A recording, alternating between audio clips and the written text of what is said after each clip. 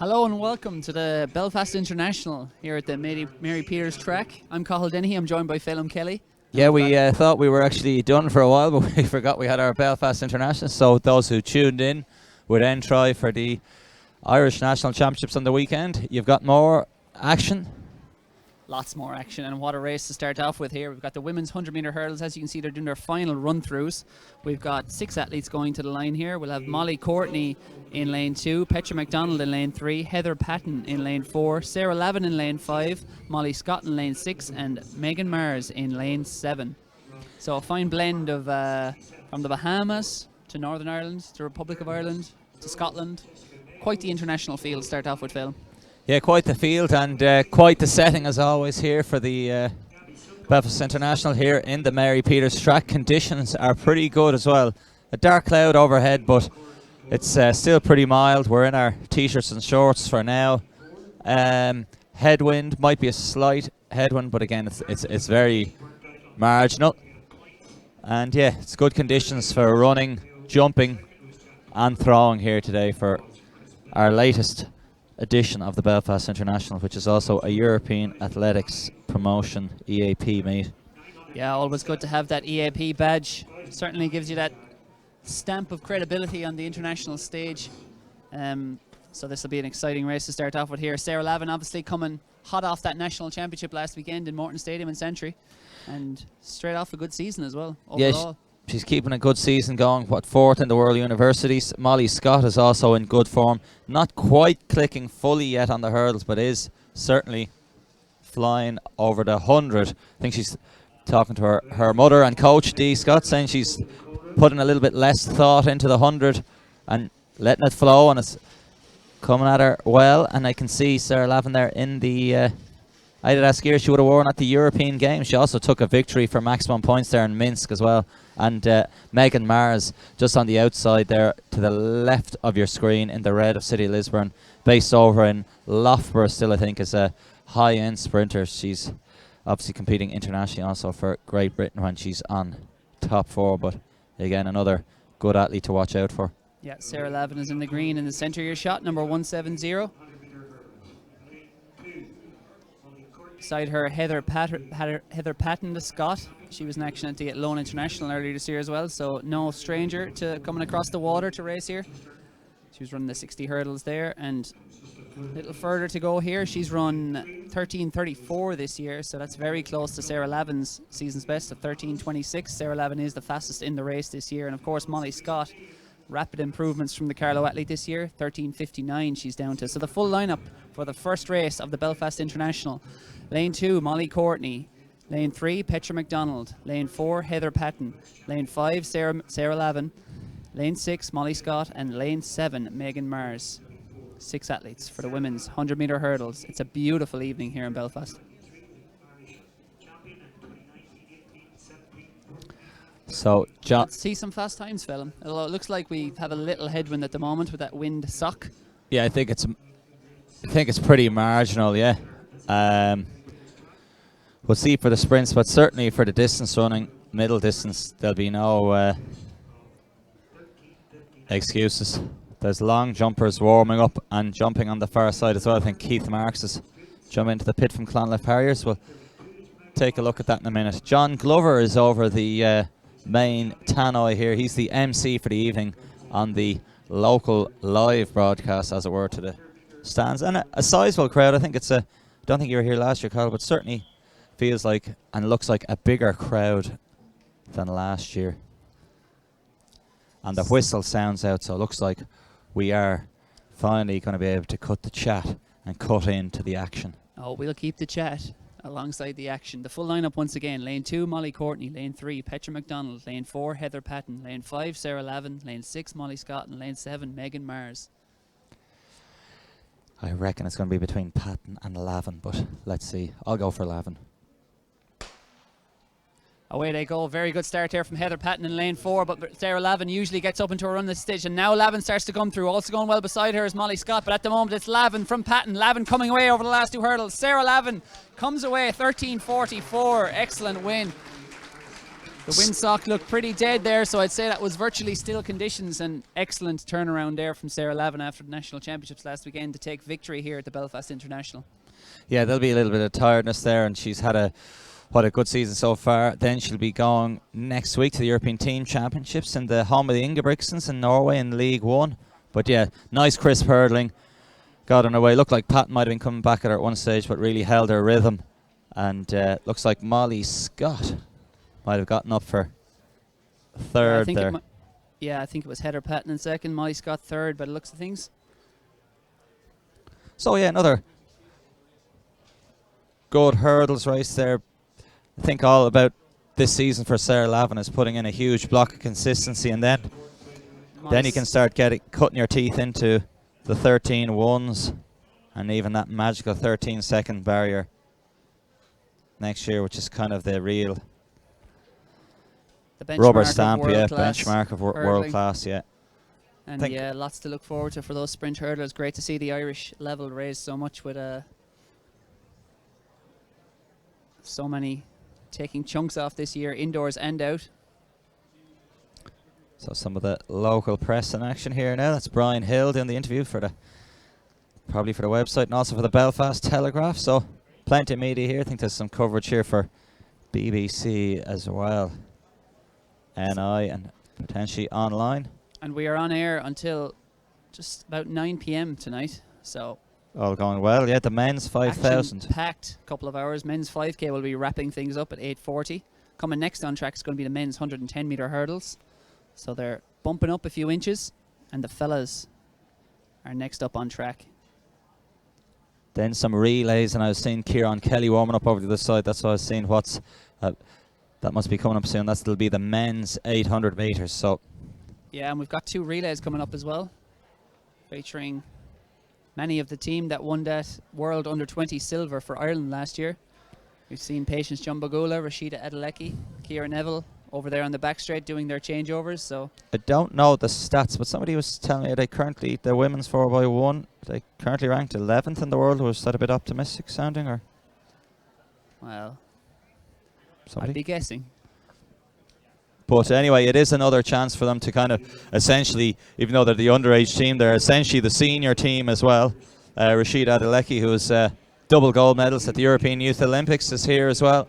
But yeah, another good chance to get some average ranking points and average times up, and really try and get some slicker changeovers, because ultimately for some of these sprinters for Tokyo next year, their best option is to get there in the relay for now. As we see the podium, Molly Courtney is stepping up there in third on the podium, and looks like it's none other than the 1972 Olympic champ, and who the track is named after, the legend Mary Peters. So that's Heather Patton there, getting up for second. The winner from UCD representing Ireland at the time of 13.44. It's great to see Mary Peters sustain that interest throughout her whole life. She's always been a legend of the sport and has stayed very much in touch with grassroots all the time. And would have been a good hurdler herself. Was doing a bit of Google earlier in the coffee shop. The only British gold medalist in the 1972 Olympics. So that's quite the achievement. Quite the achievement. Quite the achievement. Looking back, gold full stop. But some of the elder listeners and watchers will know she would have been a right superstar in her day. Now she's garnering legendary status, but she was superstar status back in the day. And interestingly, there was a time she wasn't allowed to go back into her apartment for 3 months afterwards, which was obviously a little bit of civil unrest between the social divide, but still showing how sport brings us all together. And she stayed. And she came back and still a true living legend. Gracing the track here and still looking quite champion, in shape, sharp. One of the most overused words in modern society is legend, but in this case it very much applies. Yes, but of course in this for case. Mary Peters. There's Ciara Neville on the backstretch, and the legs are still popping after that 11:33 yeah, at the National Championships last Sunday. Championship record in Morton Stadium. And what 500ths of a second, I think, outside the Irish record. I think it's 11:28, is it? Phil Healy's record, Yes. I think. Just 500ths. So she's doing the relay first. I think if you And then hopefully I it'd think be great if to you- see a new had an equal wind to Irish both record. of those runs, I think there would be very, very, very Yeah. little between the two of the runs. So wouldn't it be wonderful to see Kieran Neville take Yeah. on Phil Healy? And Northern Ireland's fastest sprinter won't be running, but she's here working at the event. Amy Foster, I've seen her in the down trackside already. Off the screen now, I can see another Irish star. Sarah Healy is here. She really, well, she's made her mark multiple times. She's in the 800. Yeah, she'll be taking on Ciara McGeehan, Katie Kirk, And gold and silver medalist from the women's 800 metres, and of course Sarah Healy is the gold medalist from the women's 1500 metres at last weekend's national championships. So we have a clash of middle distance stars. she caused quite the stir here last year. That's Lauren Roy awaiting an incoming baton.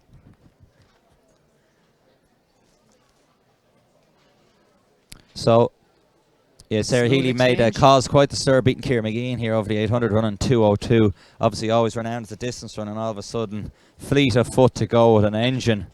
It That, helps. It certainly helps. There's Kieran Kelly in the green and white of Raheny Shamrock. He'll be in action in the men's 800 metres soon. He's listed as Northern Ireland, but as he said on his social media a few days ago, he's not Northern Ireland. No. He's down to the Well, single he's and in Northern shorts. Ireland, One and might think a he's- little bit too early, but that's kind of the measure of how mile it is, because we still have the 110 hurdles, 2 4x1s, and then the 8. But he's obviously working up a nice sweat there, and conditions are, He is race ready. yeah. So yeah, we have about 20 minutes to go until that men's 800 metres. That's coming up at 7 p.m. And next up on track, it's going to be the men's 110 metre hurdles. As some dogs get into a fight here beneath us and start squealing. Yes.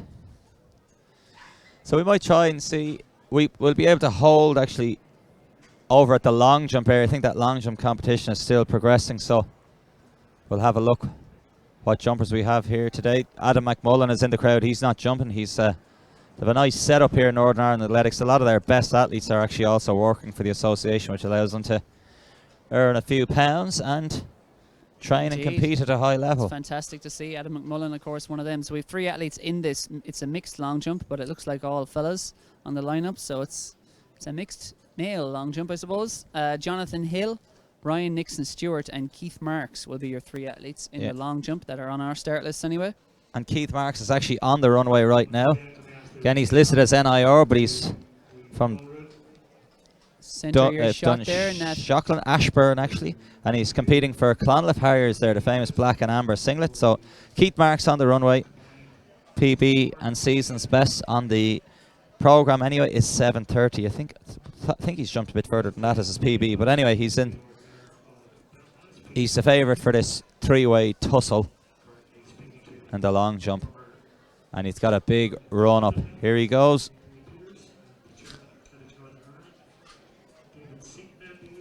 6:24 Red there, flag. As you see, was the last jump, but yeah, that'll be a red flag. So Fortunately, he's good over the high jump hurdles, good multi-eventer as well. So anyway, he'll talk to the coach or whoever is willing to listen to him about what is latest. That's his mother up there, yeah. The black band and the blonde hair to be talking. Where did I go wrong there? You overstepped the plasticine and a bit of That- over rotation and that whatnot. appears to be the issue.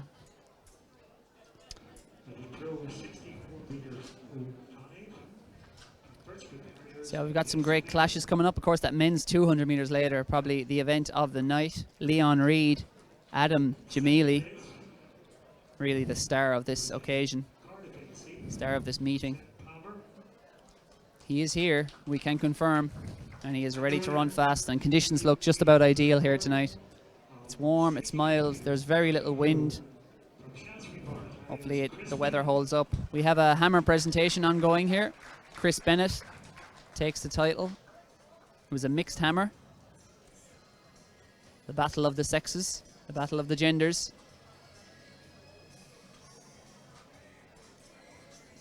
They've got their envelopes. No medals here. Just cold hard cash, Phelan.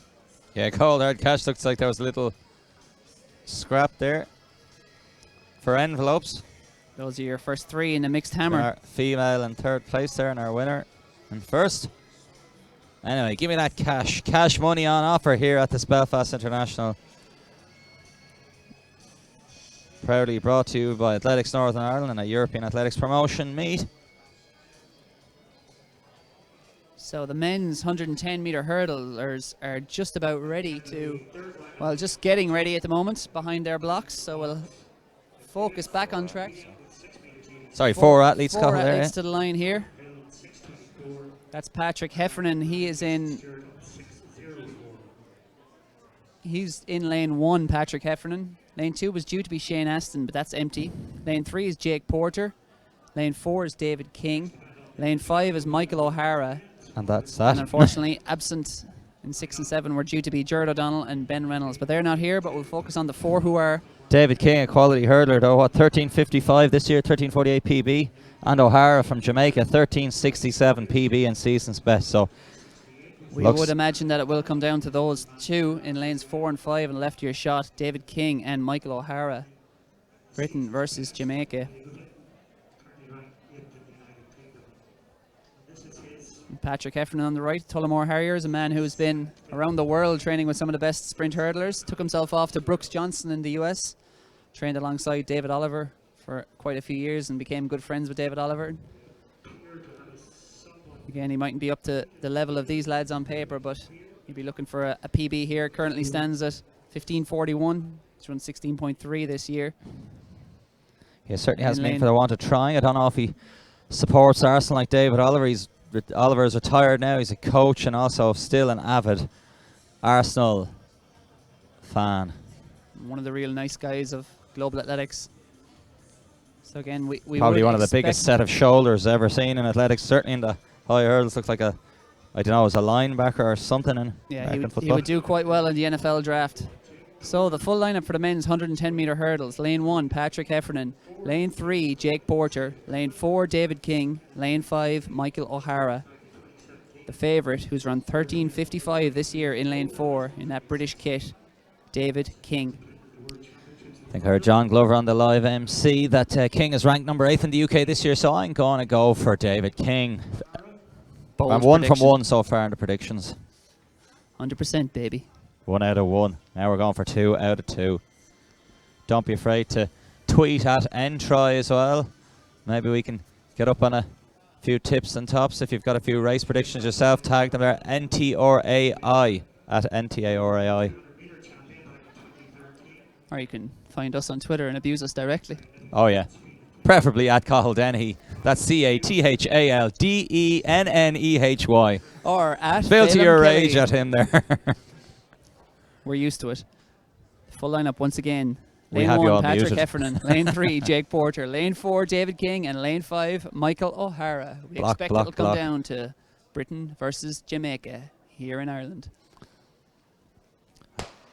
Way they go, David King in the middle. Middle gets a very good start. Leads Michael O'Hara at the moment. It looks to be these two coming away. Also going well, though, is Jake Porter. He'll have a say in the end of this. But at the moment, David King looks like he's going to be the king. If he can get over these last two safely, he does. O'Hara comes back, but it's not enough, I think.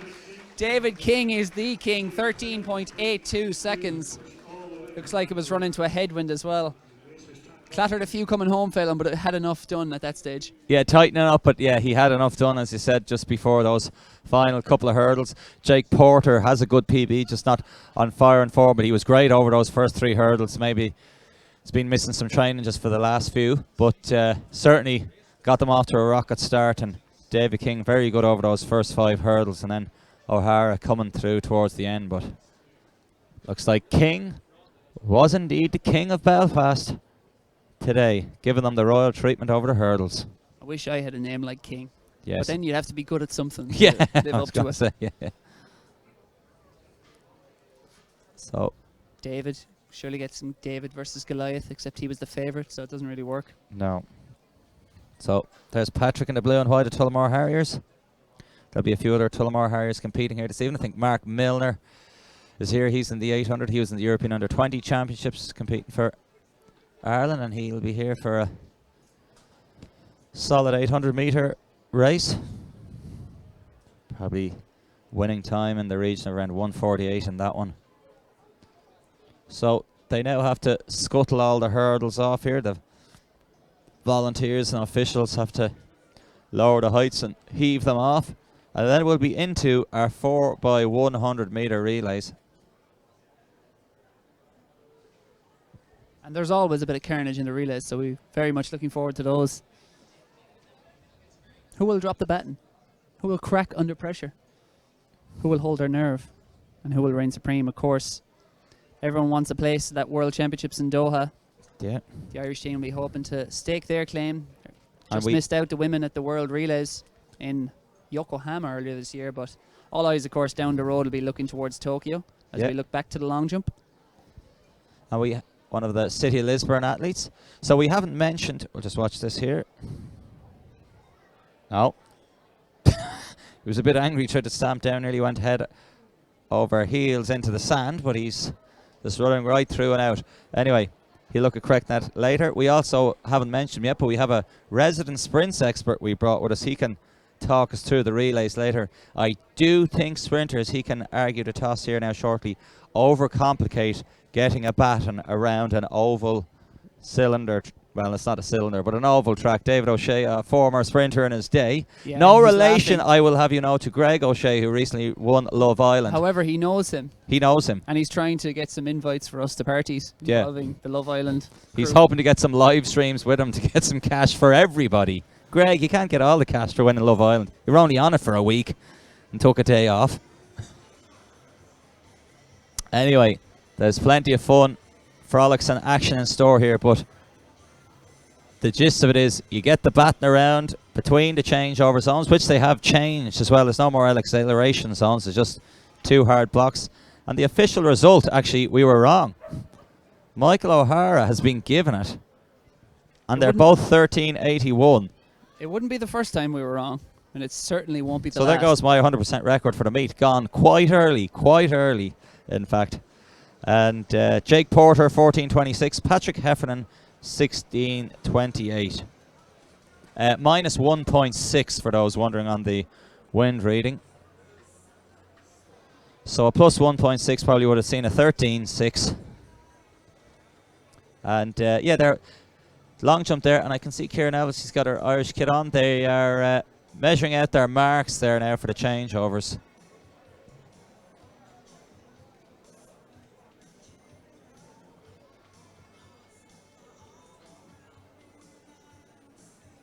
An old 80s classic ring out at the minute, forget what the name of it is, but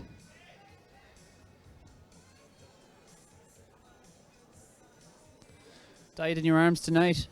yes, I might be dying I'll in your die in car, anybody's you know. arms. Anyway, What? Go on, elaborate. for a good price. So it'll be interesting to see what way they're going to go through this. Molly Scott obviously did the hurdles. I'm not sure see Patience Jumbo Gula walking across here. Is she going to be starting? Or is she going to walk around to the anchor leg? Kieran Neville's definitely going to be doing the long leg down the back straight. Molly Scott is down the back stretch coming. Surely Molly Scott will start this. She's on the jog. She is used to multiple performances in the one day. There's Molly on your screen. She might She's step up running to the the 48. wrong She's doing a way. bit of a jog. Turn around, Molly. Oh, she's doing that awful thing of running on concrete with her spikes. Yeah, She's gone. running into the tent. And Molly, of course, is just off the track for the hurdles, but is no stranger to doing the quick turnarounds. I think I see Joan Healy over there in the back straight. Getting In some the hit Irish marks. kid as well. And She athletes, was I think Molly will be on that final leg, it looks like. Is it? That appears to be the group of athletes she was hanging out with. Kieran Neville will be on the second leg for the Irish team, and Patience Jumbo Gula will be on leg 1. So unusual order here relative to what we've been used to in recent years, but we'll see how it fares for them. been doing a little bit of mix and mash. Yeah, Patience Jumbo Gula is certainly starting. She's been rounding into 4 post leaving cert, so that's A levels up here, or any British aficionados tuning into our live stream. Can let us know the errors of our ways. So yeah, Yeah. Patience has run 11.69 this year, 11.51 her best. I think that was run at the European Under-18 Championships in the semi-final last year, a championship record. Yeah, 11.5, I think she ran there. 11.54 Of perhaps. course, Patience, I don't think she's ever run faster even than she ran in that final leg in Tampere last year, where she stormed from 4th to 2nd for the Irish team to grab that historic silver medal.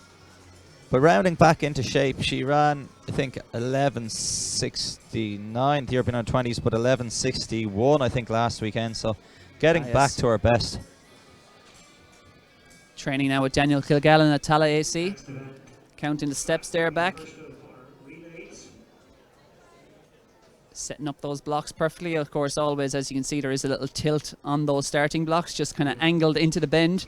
Not that we'd know much about sprinting. Jamie, you'd know a little bit about sprinting. How do you set up your blocks on the bend? I guess, Colin, you just want to run as fast as possible. So the fastest way around the bend is to try going straight lines leading into that bend. And yeah, so that's why there's a tilt on it, because if it wasn't, you'd run across the lanes into the fence. Work the tangents, baby, is what you're telling me. Exactly, work the angles. Tangents, baby. Yeah, the angles, baby. Yeah, work those angles, baby. Anyway, that's our maths lesson for today. Geometry? No, we're too long out of school to learn any of We've this. got Ireland, Northern Ireland, Wales, and is it Scotland or just elite Nike vest on the outside? That Not too is, sure. yeah. We'll have our lineup. We do. We have 4 teams in the women's. It's Ireland, Northern Ireland, Wales, and Scotland. It is indeed Scotland, yeah. Oh, it's Joma. Yeah, they've got their nice Joma gear these days. Looks nearly close enough to the Nike Elite Women's range this year. Yeah. So 4 teams here, and it really is an ideal evening here for some fast times. So we'll see if they can get closer to those world qualifiers. As we see the junior record 43, is that the junior record? Yeah, 43.90 was what they ran in Tampere last year. But if I don't know, is that David? We can just go over to the third leg. I think is it Joan Healy on that third leg? We'll zoom in over there. I think that is Joan Healy, yeah, on the inside. Yeah, it is. Isn't it? Yes, right first time. Anyway, Joan was third in the Irish National Championships on the weekend. She's on the bench, so there won't be any under 20 record. But you never know. We could get an Irish senior record.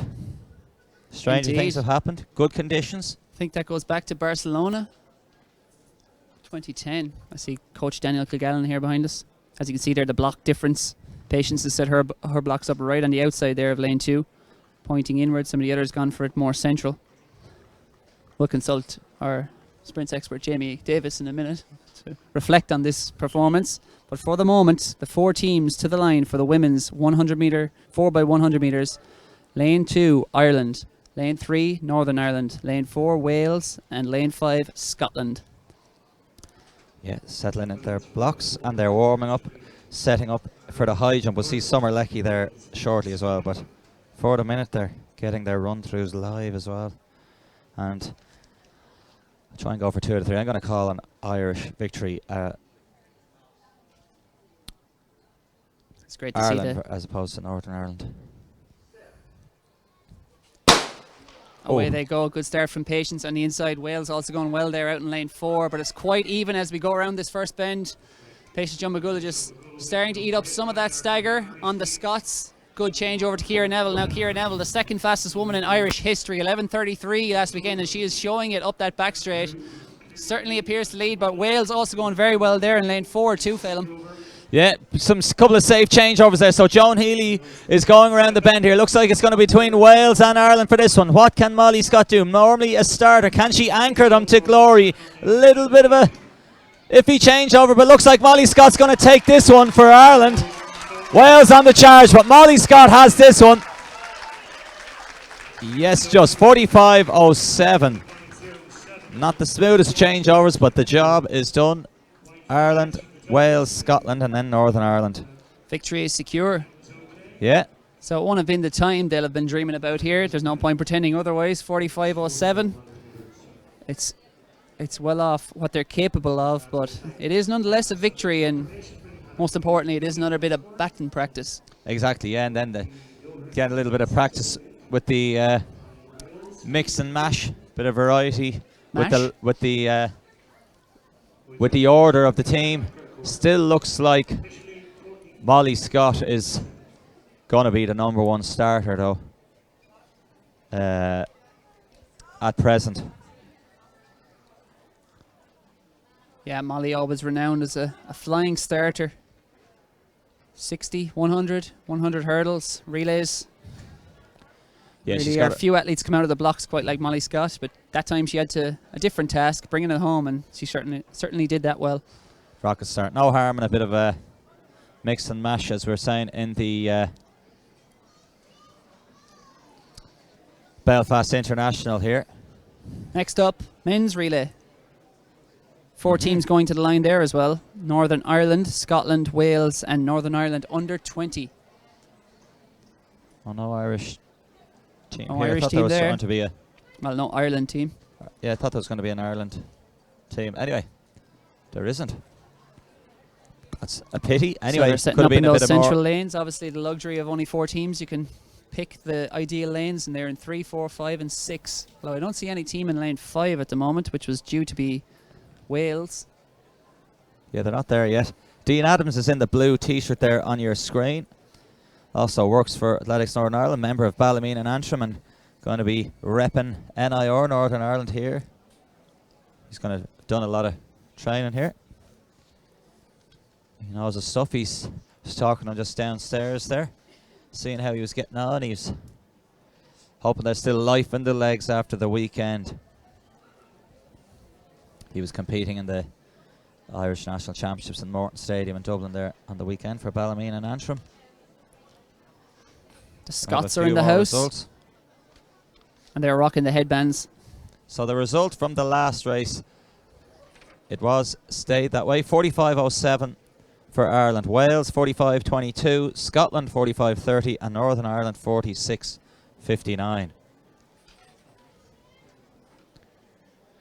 After that, then we're going to have our men's 800. Yeah, it's up to the middle distance. Yeah. Jamie, have you ever dropped the baton?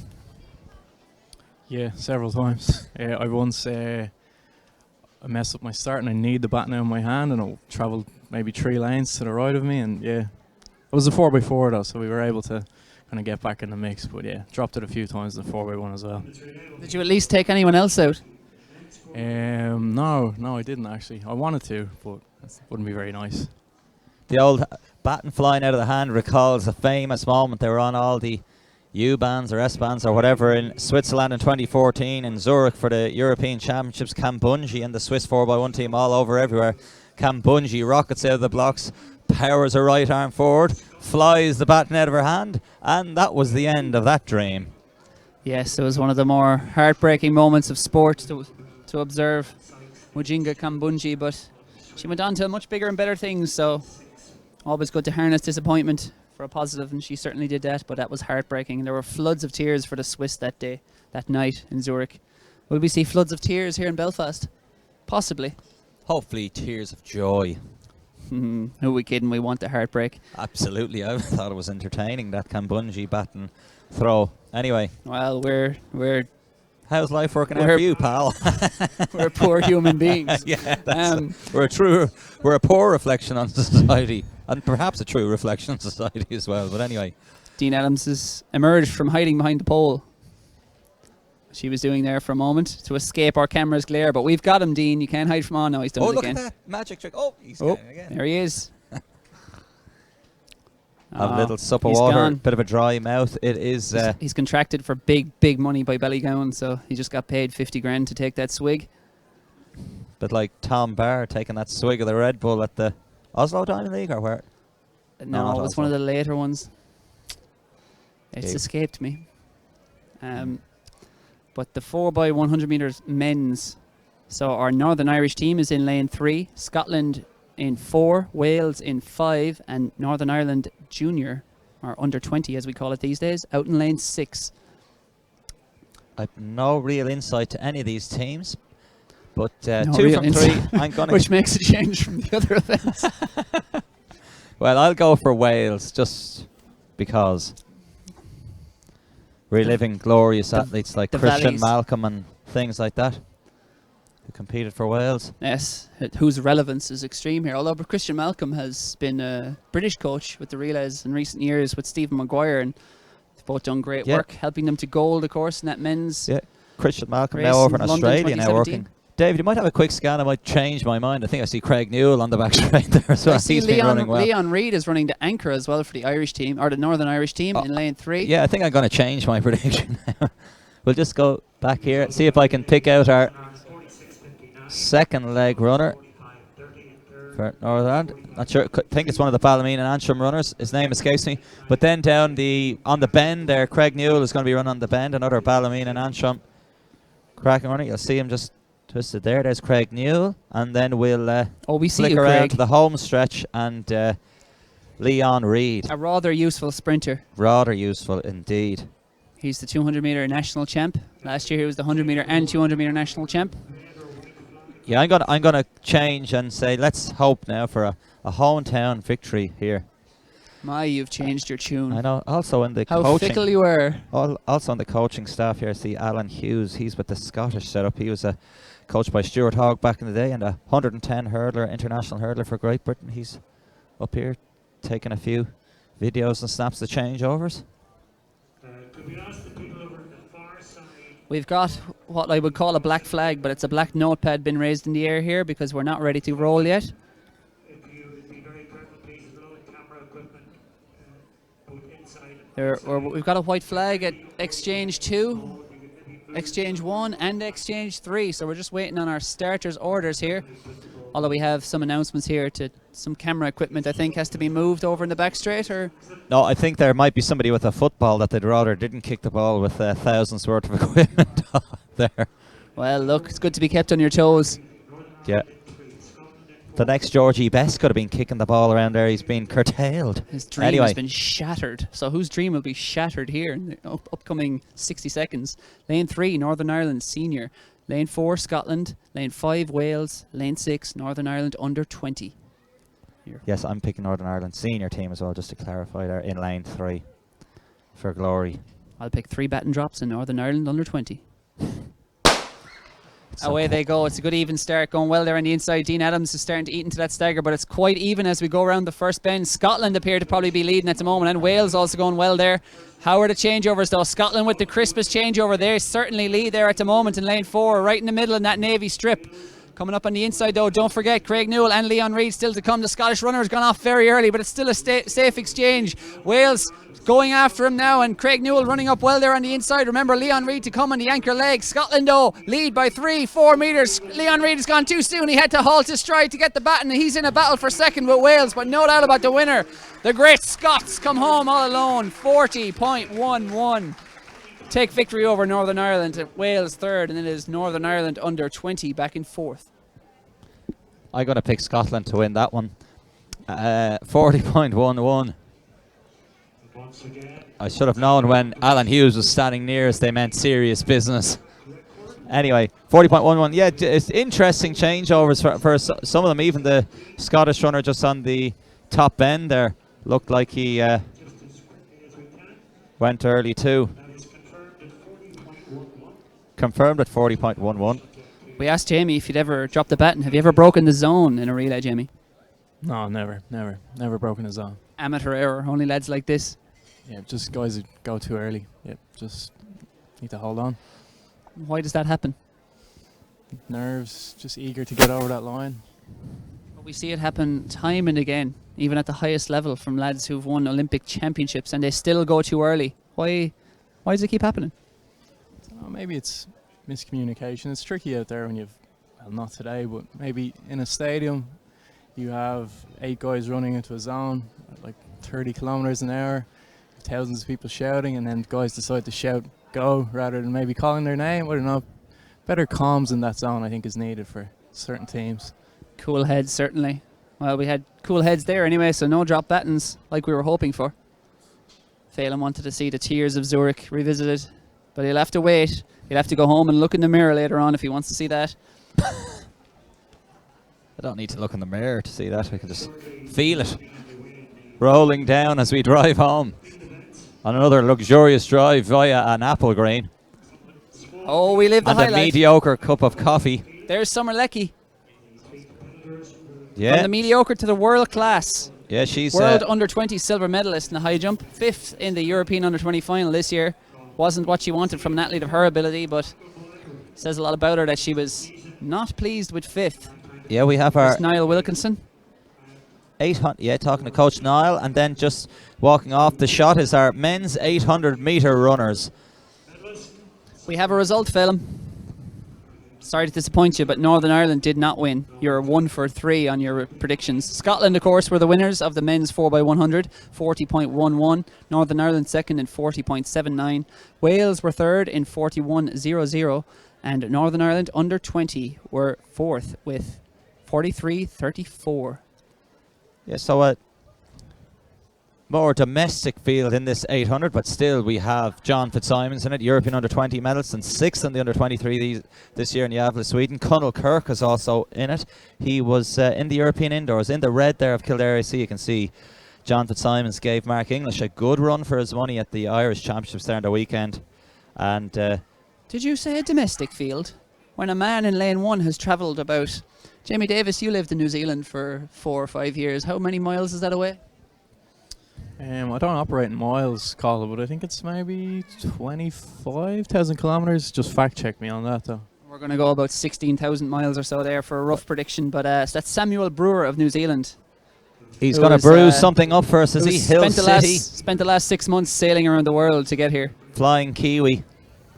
Fintan Stewart is there as well. Just see him off shot there.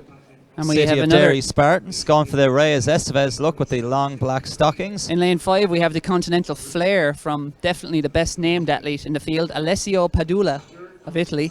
He's run 152.05. Jamie Davis has reported back 18,600 kilometres from Ireland to New Zealand. 18. Not 181, no, 18. Oh. Very much wrong. There's our pacemaker, the Dublin Track Club t-shirt. We'll lay claim on him once he does a good job. And immediately disown him if he doesn't. Yeah, that's Joseph Lyons. Place that one. You can see from the North Belfast Harriers there. That's Milligan, isn't it? And where will he pick him out yet? He's not listed on the program. I think it's Mark Milligan from North Belfast Harriers. Anyway, he's an under-23 National Ireland under-23 bronze medalist. But the full lineup, at least that we have on paper for the time being, we'll give it to you before they're called to their marks. Lane 1, Samuel Bremer of New Zealand. Lane 2, Fintan Stewart of Northern Ireland. Lane 3, Conal Hayes of Ireland. Lane 4, Conal Kirk of Northern Ireland. Lane 5, Alessio Padula of Italy. Lane 6, Elliot Slade of Wales. Lane 7, John Fitzsimons of Ireland. Lane 8, Mark Milner. And Lane 9, Kieran Kelly. Yeah, so no Elliot Slade there. You can see that's Mark Milligan moving in from North Belfast Harriers in the yellow beside Joey Lyons in the blue there, who's the pacemaker. Yeah, Mark Milligan is in there. A familiar strip, the Bumblebee colours of North Belfast Harriers, powerhouse club, both in this neck of the woods and across Ireland at national competitions and many different surfaces and championships. Yeah. Kieran Kelly on the outside, he's always a threat. 147.5 PB, but hasn't broken 150, I think, this year. So John Fitzsimons in that red singlet in lane 6 will certainly be the favourite. He pushed Mark English all the way to the line on Sunday in the national 800-metre final. Can anyone be the king of this or defeat him in a similar fashion here? We suspect not, but there's very little between this field on paper. I think John Fitzsimons is going to be the favourite in this one. Conal Kirk looking to come back into that indoor shape, but be looking at the red singlet of John Fitzsimons on the outside, obviously on the inside with the long black stockings. That's Fintan Stewart of City of Derry Spartans. But Joe Lyons now fast into the lead. They have requested a pace of 52 at the half, so he can look at this split there. 23, 24, 25, just needs to settle down a little bit. Exactly, yeah. He's got those few meters, so he can probably calm it a little here, but he's keeping it strong. And John Fitzsimons, good to see, taking on the pace. He's a fearless racer. No matter what he's up against, he will take you on. And John Fitzsimons is taking on this field and taking on this pace. They're going to come up. They're probably going to be about 52 seconds. Joey Lyons will probably do word to the wise to move out there, and he does. He senses the pressure from behind of John Fitzsimons. He moves out. He hits the bell. Perfect job. 52.02. Well done. John Fitzsimons leads it through from Mark Milner. Kieran Kieran Kelly back in third. Then we have a gap opening up back to fourth. Yeah, that's Connell Hayes in fourth in the blue, followed by Connell Kirk and Brewer from New Zealand. Then Fintan Stewart is leading the third pack. Kieran Kelly now looks like he's going to be under a little bit of pressure. Now they're going to start hitting some pain. This is the killing zone, as Seb Coe would call it, from 400 to 600. The blue and white of Mark Miller. He is a training partner of John Fitzsimons, both coached by Joe Ryan. 119 at 600. You would imagine that John Fitzsimons is going to have the strength to pull away, and looks like he is. He has 2 or 3 meters now on Mark Miller. Connell Kirk is coming back at them. He looks like he might get up for a second. Looks like there's no stopping John Fitzsimons call into the stretch. 148.23 is John Fitzsimons' personal best. He hit 600 and 129. If he can hit a sub 29, last 200, he'll have a season's best here, possibly even a personal best. Connell Kirk coming through well for second. 147 on the clock, 148.19. It's a season's best. It's not a personal best, but a commanding performance from the Kildare AC athlete John Fitzsimons. Connell Kirk coming through with a flying last 200 as well to take second. Brilliant run. I think he has a 147 low on him, obviously, if he's in the middle of a pack there, but he's got to be happy with that performance. Backing up his national performance, 148.19. Surely at least a 147 low to mid in him. And you can see how much it hurts. Oh, it hurts like... There's no good position after an 800. Everything hurts. Standing hurts, walking hurts, lying hurts. Honkers hurt, yeah. Bowing as he does to turning to Mecca and praying also hurts. It's the least painful place. Up. He's up though. He'll be back down again because he got up quite quickly. He'll get a rush of blood to the head. Stay on your feet, John. That's... all smiles, and like we said, it is a perfect evening here, so it's a good day to run fast and a good day to die hard. Yes. Connell Kirk came through nicely there, starting to get back some of the shape, but fair play for John Fitzsimons. Today was the day to go for it, and go for it he did. Fearless. F-E-A-R. For every man a religion, for every man a rigor. A rigor mortis. For every athlete. So next up on track, it's going to be the men's wheelchair 800 meters, or it's an open wheelchair race. So just showing these are good conditions. There's going to be a high quality 5,000 meters later. The women's 800 meters. I don't know if we're going to see it tonight, but wouldn't it be magic if we saw an Irish woman breaking 2 minutes for 800 meters? More than likely, that's going to have to be Keir McGeehan. She's in good shape. She's run tonight. She's run 201.81, I think, this year. Yeah. For 800 meters. It's within her compass. Summer Leckie getting ready in that high jump. She'll be the overwhelming favourite there. She's the only athlete to surpass 170, and of course, she's gone way, way above that. 189 her best.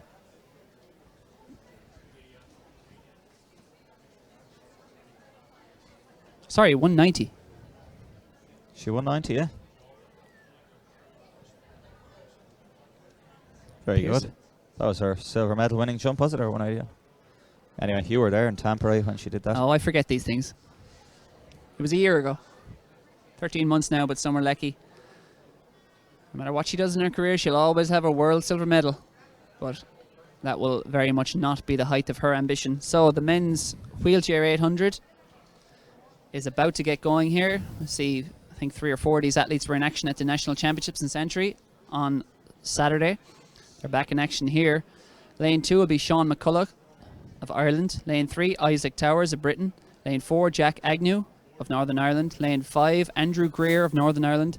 Lane 6, Patrick Monaghan of Ireland. And Lane 7, Killian Dunn of Ireland. Yeah, I think there's a couple of changes there. I think Patrick Monaghan, no, he is in 6, sorry. He didn't compete in the National Championships where they had their guest wheelchair there as well. We saw Killian Dunn in that one, and Isaac Towers took out the steeplechase win last year. Patrick Monaghan, he's been winning Dublin marathons for fun down through the years. He's been the strongest Irish wheelchair pusher, as they say. Get the push on. And the inside there we have Lekayla's athlete in there as well.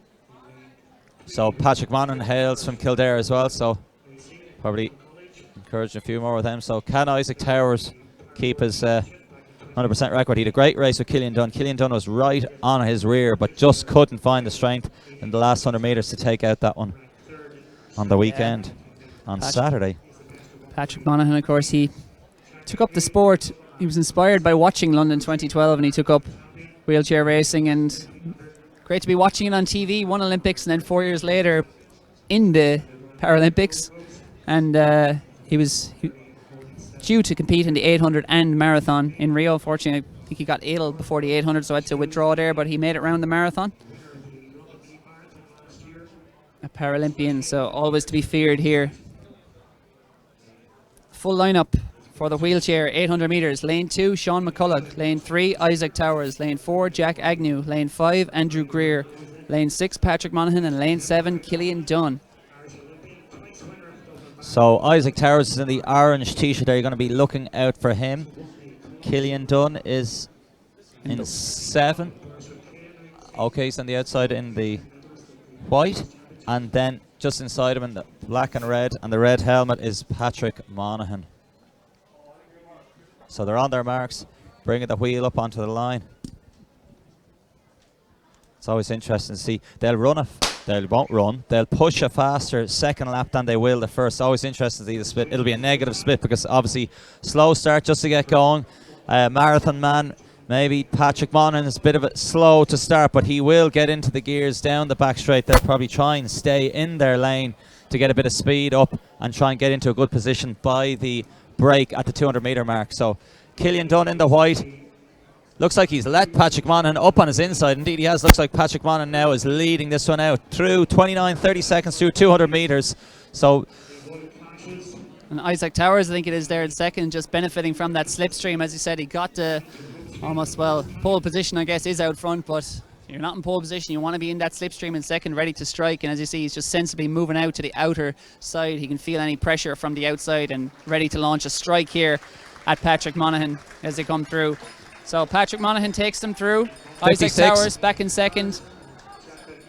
So they'll be looking for a sub 150 clock in here. They should come back in 54 seconds or better now that they've got their full momentum up. Towers now with the orange t-shirt and the orange rims there. It's poetry motion. They're flowing down the back straight. Towers, as you can see, right up the backside. The wheel is nearly touching the bum of Patrick Monaghan there as he is pushing hard. Going to 600 now. 121, Cathal. Isaac Towers, he's a towering presence there on the outside, and he's going extra ground there as he loops out into lane 2 to come round Patrick Monaghan, but it's a strike. He struck early and he struck hard, but he hasn't quite got past. He hasn't shaken off Patrick Monaghan. Patrick Monaghan responds again, finds something extra, but Isaac Towers looks like he's going to have too much. Killian Dunn coming through well in the white and green, but it is Isaac Towers once again to the line. Too much in the home straight. What a second lap. On the clock. The clock stays running, but it was about 146 as he hit the line. A flying second lap.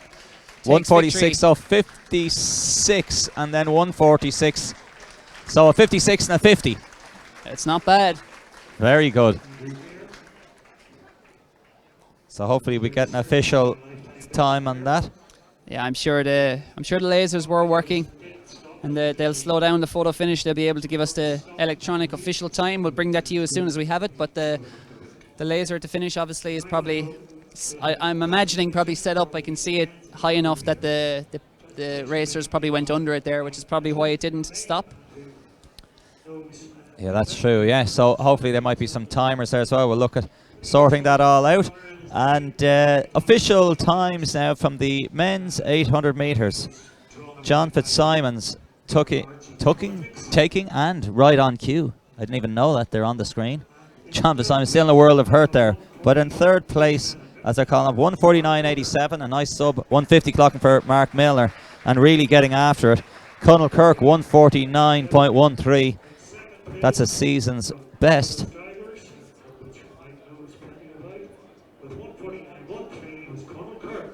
Connell Kirk second there. And then we will have John Fitzsimons, 148.19. So John Fitzsimons taking that one out. In fourth, Samuel Bremer from New Zealand, 150.49. Kieran Kelly, 150.57. Andrew Milligan, 151.92. I reckon that's a new PB for Milligan. Vincent Stewart, 152.16. Connell Hayes, 152.29. And Alessio Padula, 1:55.91.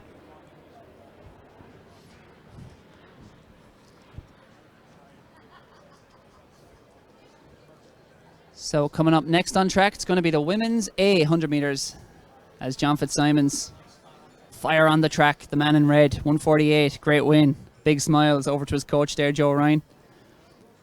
Joe on the left.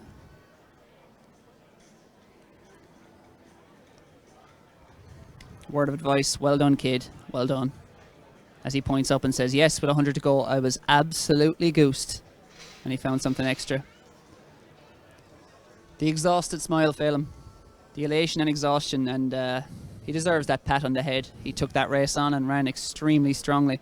Yeah, that's his mother on the right. On the left is not his father, it's Joe Ryan. His coach, Joe Ryan, middle distance coach extraordinaire down in the Midlands there. Mullingar Harriers. We'll try and lip read from behind / to the side. Mark Milner is says, a you soft won. shot. Yeah, you won. And his mum says, you should have went at 200 to go. She said, why did you run faster, just John? like you didn't clean up your room. You were too lazy to push on with 200 to go. And John says, I know, I'm sorry. I can't deal with this. I won. What more do you want from me? I hoovered on Tuesday. Dejected. On a scale of 10 to 10, what range of pain are you in? Do you feel like getting sick? You're just nauseous? Would you like a Plain bucket? headaches? Cotton mouth? Oh, no. Oh, no, it goes on. Joe says, do a cool down and give me 10 minutes of threshold while you're at it. And John says, I quit the sport. Presentation time. Going along. Georgina Drum, the Presidente, is in the house. Yeah. Congratulatory handshakes there been exchanged between the lads. 6:04 for third. City of Lisburn. Stewart, I think I heard his name was. Ryan Nixon Stewart. 6:49 for second, Jonathan Hill. City of Lisburn sing that as well. The local club to the fore here tonight. On your marks for Keith Marks here.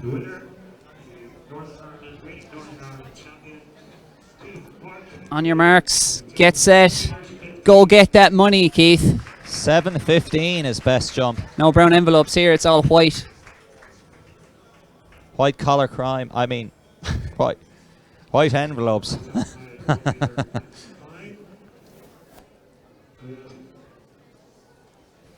So high jump competition is about to start. We've oops, people falling and slipping there. Were they off the podium? Bit of a conversation going on. Yeah, I won. I won't spend it all in the one shop because that's starting to get underway. We see a failure there. That's Shannon Craig, I think. Next up on track, it's going to be the women's A 100 meters. Oh, Loaded with speed. Second fastest Irish woman of all time, Ciara Neville, is going to be in that. Running into a headwind, unfortunately. And just up the top left as well, they've that high jump, but also on the left there'll be a mixed discus competition further up the field. Normally we see them in that. That's the hammer cage, I think, but further up. And it's not some sort of mixed relay where they throw the discus to each other. No, that would be quite an interesting. Trying to catch a flying discus. I'd watch.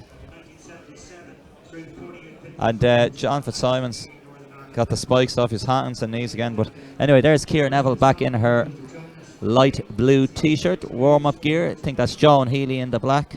It is indeed. They're walking up the back straight and they'll be sprinting down the home straight. From teammates to competitors.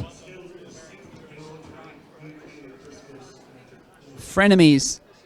Frenemies. Oh.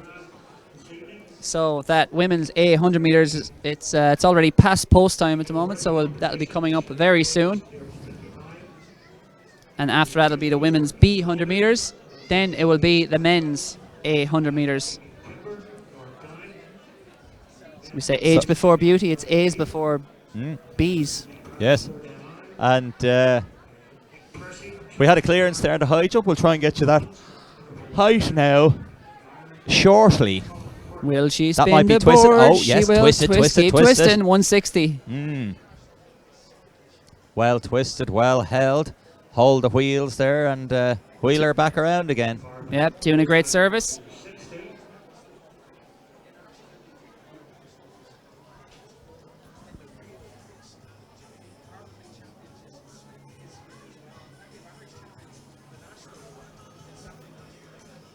Number 223 here, one of our 3 competitors. Yeah, our 3 competitors in that high jump are Shannon Craig, Summer Leckie, of course, and Anna McElmoyle.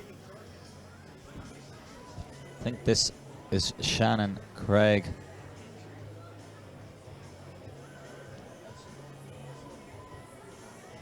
It's a guess, but I'm more sure of what Anna McElmoyle looks like, and that's a clearance.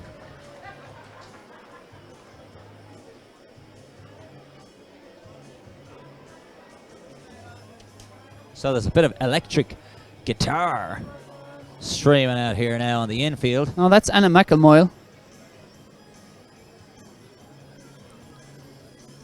Yes, correct. Yeah. So this is Shannon Craig.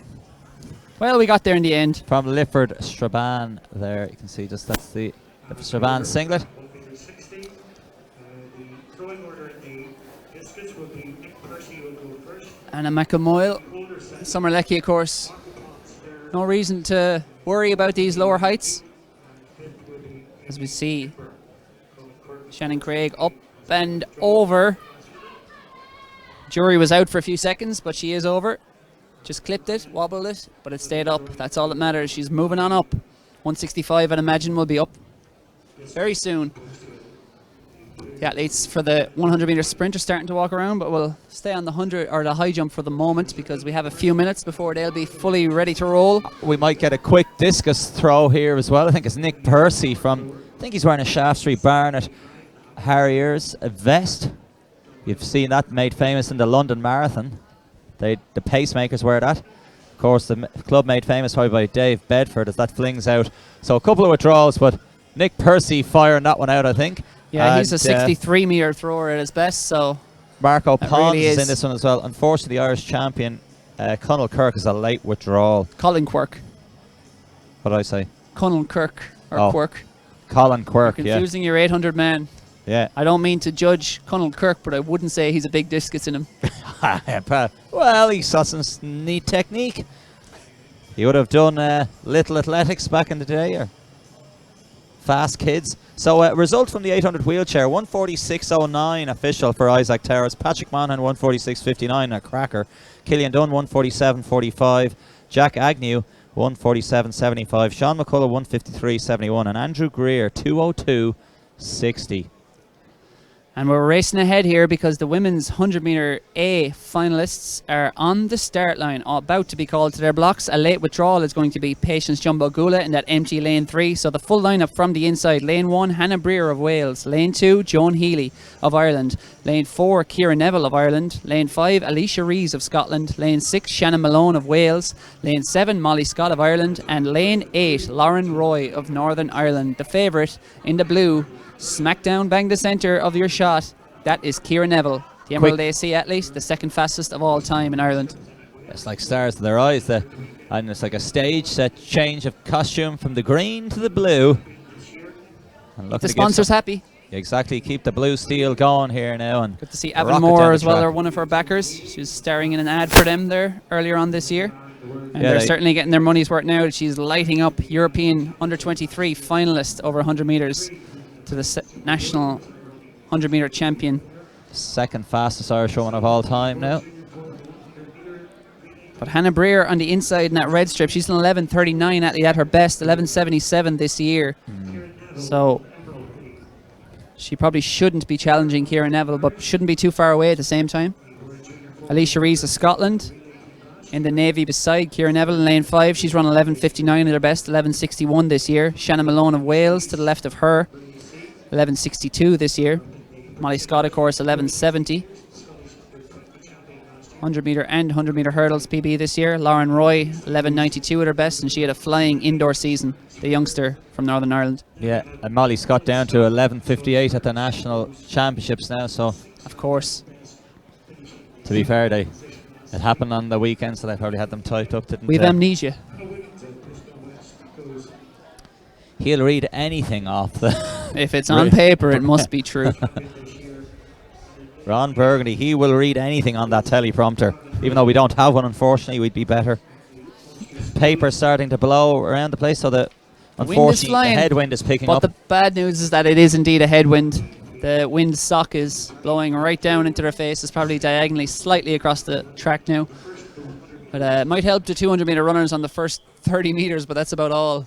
Hopefully the wind dies down a bit and some of these ladies have a chance to rocket up this track. How fast a time can we see? Full lineup once again as they go to their marks. In 1, Hannah Breer. In 2, Joan Healy. In 4, Ciara Neville. In 5, Alicia Rees. In 6, Shannon Malone. In 7, Molly Scott. And in 8, Lauren Roy. And they need to cut the music, and that's why they've jumped out. Yeah, some fan of Slipknot put on some heavy metal there just as they were about to be called to their marks. Fan of Slipknot, Jamie? No, not really. You don't appeal to your sunny disposition? No, I wasn't allowed to listen to them growing up. And rightly so. And you turned out great. So they put on a bit cheery music there. Well, the issue they have is the music comes on automatically when John Glover turns the mic off, so you might need to just keep it on and say nothing to keep the silence of the music off. Anyway, I think they've solved that minor detail. For now. It's hard to be as perfect as us, Cahill. Women's 100 metres A race. Athlete to watch in lane 4 in the blue, Ciara Neville. Away they go. Neville just probably a metre to find there over the first 20. Joan Healy going very well in 2. And at the moment it's Alicia Rees going well in the middle. Alicia Rees has it from Neville at the moment and it's going to be an upset. It's the Scot. It's Alicia Rees takes victory. 11.58. Ciara Neville in 2nd.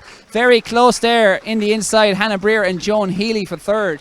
Nice running from the Scot there and into a headwind as well. 11.58. We get a bit of analysis there from Jamie. Do you want to call that race? Always tough to come back in a sprint, Jamie. Yeah, it was a bit of an upset there. I think maybe Ciara Neville, didn't maybe quite execute the drive phase like she could have, and that's where the Scottish girl took advantage. Yeah, big upset, but she's coming off 2 big hard runs last week, and running that fast it does shock the body. So maybe it's a race too soon for Ciara, but I'm sure she'll be back and flying soon. Certainly, she's got the European Team Championships to look forward to next week, so should be doing the Barack Obama brush it off, or the Taylor Swift shake it off. Shake it off, yeah, she's flicking the either way, I'm sure she won't be number. dwelling on this, and by the time she's heading back down the motorway, I'm sure she'll already be remembering last Sunday in Santry, 11:33. Much. So back on the jump of the high of the jump, and somebody else looking for a high. Nick Percy's absolutely screamed out towards 60 metres there in the discus, but we'll have a look at that one. Shannon Craig shortly. Just going through the final rehearsals with the hands. They always, high jumpers love a bit of visualization, seeing themselves go over that bar before they physically do it themselves. Toes to the mark, ready to roll.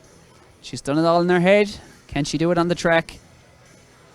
Shannon Craig, 165, no. Someone lucky is yet to enter this competition. Just looking down, she's still down there warming up. So back to the discus circle, and it's our female competitor in the mixed discus between Amy Kimber and Amy Holder. The 100 meter B race for women, we have Caitlin McGuire going in lane 1 for North Belfast.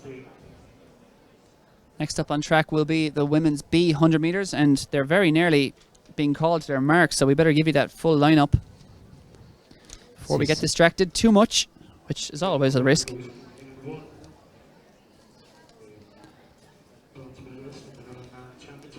The women's B 100 meters. Lane 1, Caitlin Maguire of Northern Ireland. Lane 2, Sarah Lavin of Ireland. Lane 3, Deborah Nemin of Italy.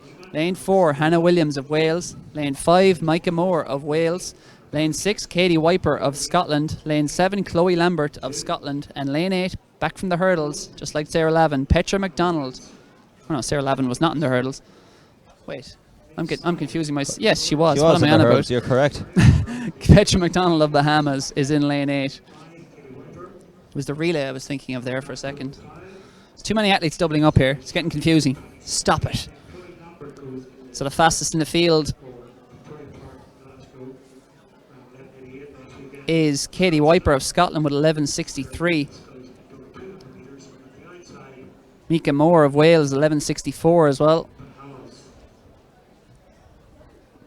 But it should be a close fought contest. Sarah Yes. Lavin, the sprint hurdle specialist, to be looking to work on her speed. Again, not an evening for PBs with that headwind. The full lineup once again. Lane 1, Caitlin Maguire. Lane 2, Sarah Lavin. Lane 3, Deborah Neman. Lane 4, Hannah Williams. Lane 5, Mika Moore. Lane 6, Katie Wiper. Lane 7, Chloe Lambert. And Lane 8, Petra McDonald. Your women's B, 100 metres.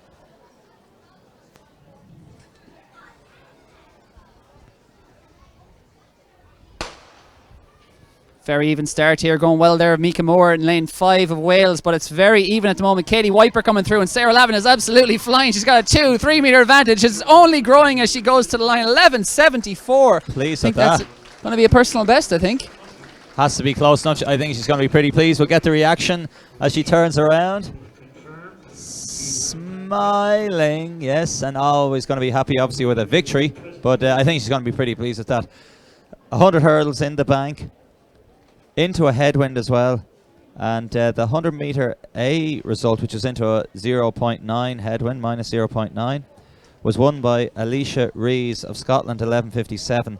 Ciara Neville, 11.69. Joan Healy, 11.81. Hannah Breer, 11.82. Molly Scott, 11.97. Lauren Roy, 12.24. And Amy O'Donoghue, 12.29. Which, it wasn't Amy O'Donoghue, she's middle distance runner, but anyway. So Sarah Lavin straight back from the hurdles and a lifetime best in the 100 metres. Her previous best, by the way, was 11.94. Fastest she'd ever run in the 100 metres was 11.92, but that was with a 5.9 metres per second wind, which is essentially a hurricane. But Sarah Lavin, we knew she was in probably the best shape she's ever been in. She was absolutely flying this summer. So Patrick Monaghan getting a second place, and Isaac Towers with a serious pair of sideburns, Elvis Presley style. He's going to be getting the top prize. He might even sing us a song, but Isaac Towers is on form, winning at the Irish National Championships on the weekend and rocking it up here in Mary Peters at the Belfast International. Well done, Isaac. That was a thrilling race. Came down to the last 100. Monaghan versus Towers. And Isaac was our champ. Had the speed, had the strength, brought it home out in lane 2. And another brilliant win there for Sarah Lavin. Good enough that she would have been very much at home in that A race, but I'm sure always easier to stay a bit relaxed when you're above your competition, and she was certainly above her competition in that. And Summer Leckie has entered the fray in the women's high jump. Got the left knee strapped there with some, I suppose, It's not been quite strapped for a is it while kinesio now, tape? yeah. Yeah, it's Strapped been on the weekend too. common. Just missed her attempt there, I think, so she's putting the gear back on. And David O'Shea's under We'll bring you the under the under the hammer here now, because it's not quite the hammer, but the discus, because he's got the sweep to the left now. We get our female thrower here again. The light blue. I'm just trying to remember that British club. It's not Birchfield. It's not at Bedford or Windsor. Slough and Eton are to have a bit of green. Anyway, if you're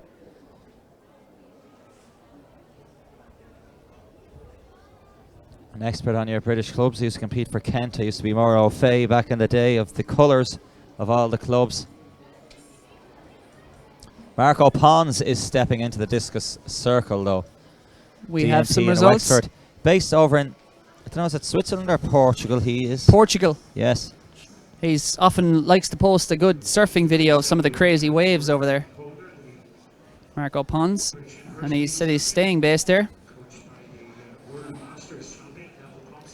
What can he unleash here in this discus circle? Just takes a look out, sees the bollard, says, look at the way he moves that discus around. He's a big unit. He's going to... I'd be terrified of my toes breaking if I dropped that, but We'll just he's a bigger zoom man out a than little us. bit, David, so we can try and catch the speed of the discus there now. Lovely. It's a high one. Too high, I would imagine. Yes. In my non-expert eye, but certainly you lose the distance when it No, goes he's that gonna, angle. I'd say he's going to foul that one. He walked out the front of the circle. Yeah, it only dropped around the 40-metre mark, so he won't be pleased with that. Representing Ireland, second place. Was more the height for clay pigeon shooting than a And we, good discus throw. as we see our presentation here for our women's A 100 metres. Yeah. Joan Healy winning that one in 11.81. Ciara Neville 11.69. And Alicia Rees, 11.57 for Yeah. the win. The great Scot is on top of the podium. Great Scott, it is. Upset Star alert. Trek season as well. Beam me up, Scotty. And from 100 metres to the next, it was the B 100 metres, but there was nothing B grade about this because Sarah Lavin, 11.74 into a 0.5 metres per second headwind, took the win with ease. Katie Wiper of Scotland in second, 11.97. Hannah Williams of Wales was third in 12.06. Chloe Lambert fourth, 12.09. That was your two races in the women's 100 metres. And from the ladies to the fellas, next up on track, it's the men's A 100 metres. They are just thrown off. Some of them are still down there in basketball shorts, trying to pretend they're Usain Bolt. But we can't all be that cool. Bolt confirmed this week in an interview with Sports Illustrated that he will not be returning to track, so lads, you're safe. So we'll have a bit of time there as they set their blocks. So go back to the right. Summer Leckie is back on the... One of the stars of Northern Irish and Irish athletics in recent years. She is back on the runway. She's handed the feats in head-to-head competitions to Olympic silver medalists, that is Mirella Demireva, and she's got herself a big global silver medal herself from the World Under-20s last year. Summer Leckie. Incredible talent. Up she comes, and the best ones make it look easy, and that looked extremely easy, Phil. Up she flew, yeah, over the bar there. We'll wait for the twisty. I'm assuming that's 175, perhaps? Now we're guessing. She's... all right. Maybe I've judged her too early. Twist and shout. We'll have to shout to No, get the no twist, twist. I think. If she shouts, maybe we might hear her, but I think she could have a bit of a sore rotational. Field event expert Jamie Davis has confirmed that it was 175.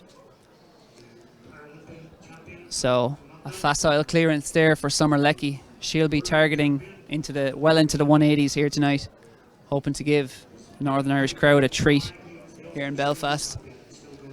So our men's 100 metres, and we run the eye down the start list. It'll be the A race up first, and there is some lightning speed in here. Scotland's Adam Thomas, a 10.24 athlete this year.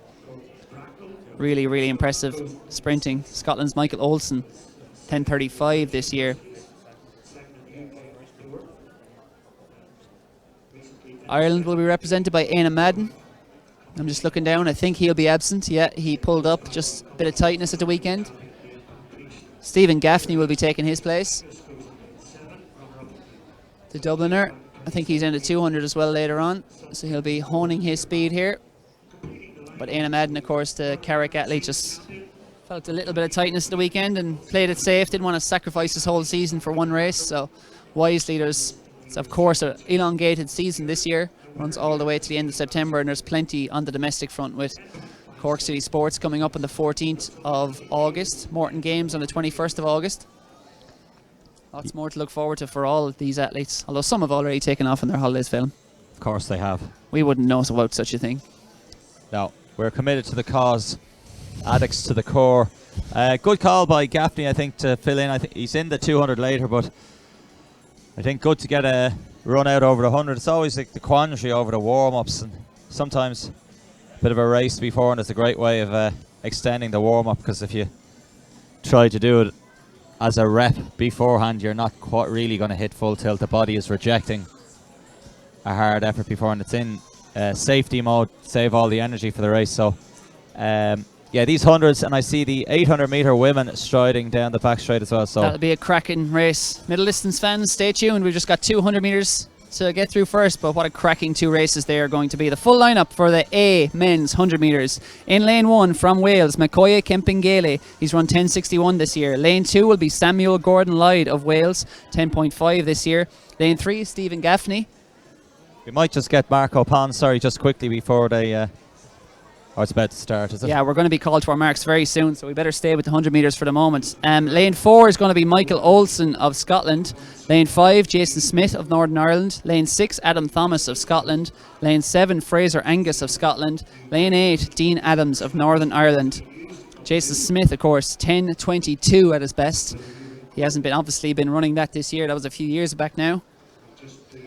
But 10.54 this year for the multiple-time Paralympic champion, but he's shown, whether it's Paralympic competition or able-bodied competition, he is a truly, truly world-class sprinter, Jason Smith.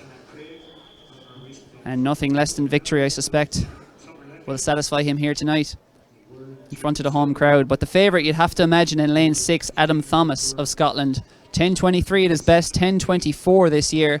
He's in that navy strip just to the left there of Jason Smith, who is in the black and red strip of Nike.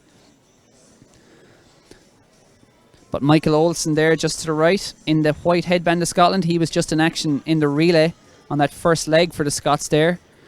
10.35 this year, Michael Olsen. He'll certainly have a say in this as it goes down the track. Again, sorry to report, there is a headwind.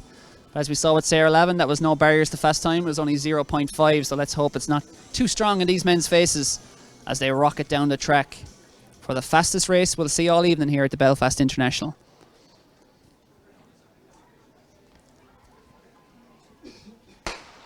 Away they go. Adam Thomas off to a good start there in lane 6. Leads as they go through the first 50. Joyce Smith, and in lane 2, that's Samuel Gordon-Lloyd. And Gordon-Lloyd pulling away by a street. Samuel Gordon-Lloyd of Wales, 10.37. That's just off his personal best at 10.32. And that was his race from the outset. Yeah, it was a brilliant run. Stephen Gaffney in the green of Rathfarnham got up for 3rd place there. Just coming through in the last 40 metres. So be looking to use that strength in the 200 a little bit later on. But a great run from the inside there for the Welsh athlete. And while that race was on, I'm pleased to report Summer Leckie appears to have gone over, I think, his 180. We'll confirm that for you if we get a turn on the board. Great stuff from Summer Leckie. She'll be all on her own now in the high jump. But what a performance there. Samuel Gordon-Lloyd, all alone. Adam Thomas led early, but Samuel Gordon-Lloyd led when it mattered most. And again, we think that was run into a headwind. We'll get official confirmation very quickly of that for you. Yeah, and he's wearing the right number, 100 for the 100. You can use that emoji with the 100 Exactly, speed thing later on when he's texting his coach. That's all he needs to say. Number 100. Another discus Number throw 1 there. Next up on track is going to be the men's B 100 metres. But we'll focus on the field events at the moment, because we'll have a few minutes before that takes place. And then after that it'll be the women's 800 metres with really the star of Northern Irish athletics, Ciara McGeehan. Looking to give the home crowd something to cheer about. Can she threaten that 2-minute barrier for 800 metres? 2:01 already this year. Some and she is mellow in the music form now. of her There's life. Mellow music now. There's nowhere I'd rather be.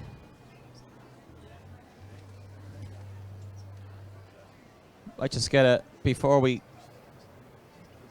get the rundown on this B 100 metres or second 100 metres. Yeah, we're almost ready to go, so we'll have a look back to the track for the second heat of the men's 100 metres. And I say heat, it will be a final because it's the B final of the men's 100 metres.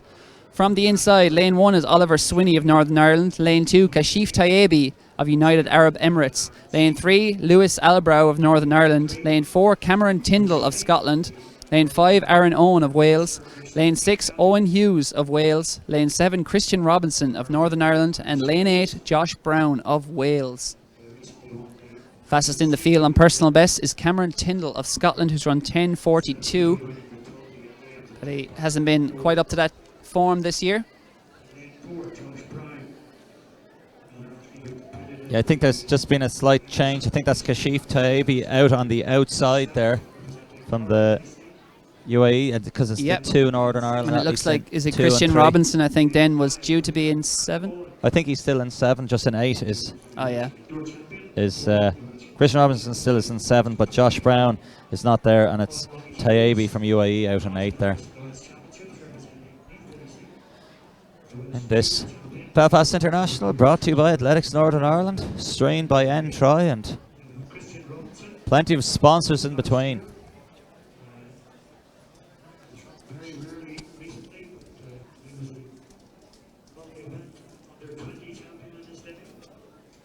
So John Glover is over the live MC. Some of our regular aficionados that can see off screen at the minute. Keith McClure will be snapping, so any of the athletes who are tuning in or beforehand, they can get the pictures. I'm sure they'll be uploaded with the Keith McClure watermark on Facebook this evening, our first thing tomorrow.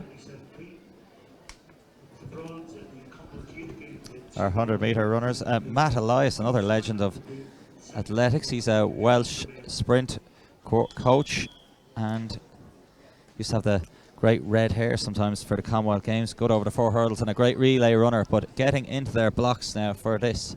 He'll be keeping a close eye on this. Cahill. Looks like Swinney, Albrow, Tyndall, Owen, Hughes, Robinson and Tayebi. So great to see Wales bringing over a squad of athletes. Develop their next line of sprinters and athletes. And away we go. First time the Red Army in the middle lanes are on the charge, but holding down that lane 3 now. But again, like it's going to be the Aaron Welsh. Yes, Aaron Owen, the Welsh flying V there. And Owen Hughes there. It was very close between the 3 Welshmen. Josh Brown is in there as well. We'll await official confirmation, but photo finish required there, and microscopic analysis will be needed because that was very close between the 3 Welshmen. And if it's still as per the entry list, that was Louis Albrow just from Northern Ireland who was holding that inside line, and then the Welsh Dragon roared through there in the centre. It's just like the Six Nations film. Absolutely. Got the We're forward scared. momentum towards the end. But back to the presentations, because from one Welsh winner to another, and Samuel Gordon-Lloyd is about to get that cash. Speaking of results, our volunteers here are doing a wonderful job of ferrying us results. In 3rd place in the A men's 100 metres is Stephen Gaffney, 10:69. The win, by the way, was a headwind of 0.6. Well done, Stephen. 2nd place, it's going back to the Highlands of Scotland. Adam Thomas, 10:54. 2nd in the A men's 100 metres. And our champ, lane 2, no barrier. Doesn't matter when you're running in a straight line, I guess, and it certainly didn't for Samuel Gordon-Lloyd of Wales, 10:37 into a 0.6 wind. Give that man a tailwind and he'll run much, much quicker. But he's pretty quick as it is. So next up on track, Going to be a good women's 800 metres. and what a race in store here. Absolutely loaded with quality. And actually, we didn't even mention yet Hannah England, a world championship medalist over 1500 metres. 2011 Daegu, yeah. Based in Birmingham. I think she's a European athletics athlete representative as well on the council, so she's multitasking. Her husband Luke Gunn also heavily involved in athletics there in Birmingham. Going to have Nadia Power, bronze medalist in the European Under-23 Championships here. Sarah Healy, obviously silver medalist in the 1500 at the European Under-20s. Ellie Hartnett is going to be on the inside from UCD. See Sinead Denny there. Katie Kirkton, national silver medalist behind the national champion Keir McGeehan, who you've already mentioned.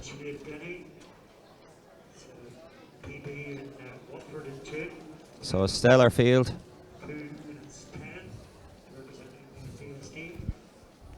Georgie Yerby of Leeds City, the Yorkshire 400-metre champion. So we'll keep going through this. There is, of course, Ciara McGeehan, Team New Balance Manchester, kitted out in the ends of New Balance. She's been based over there for about a year and a half now, just late 2017. There's Katie Kirk, fantastic return to form there this summer in general, but especially at the National Championships last weekend. Wearing the Massachusetts singlet, but she's very much born and raised quite close to here, within an hour, the Hollywood athlete.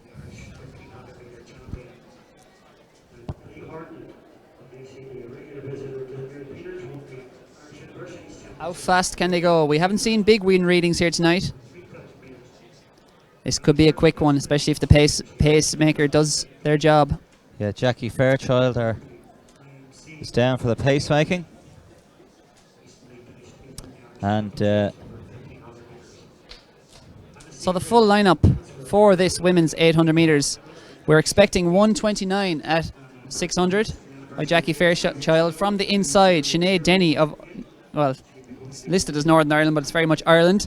Lane 2, that's Nadia Power, recent European under-23 medalist. Lane 3 is Sarah Healy, the European under-20 silver medalist over 1500 metres. Lane 4 is Ellie Hartnett of Ireland. Lane 5 is shared, and we that's have Jackie Fairchild jumping in the blue, and then it'll be Hannah Seagrave beside her. Yeah, lane 6 is Katie Kirk, 2:02 at her best, and the Irish senior silver medalist last weekend.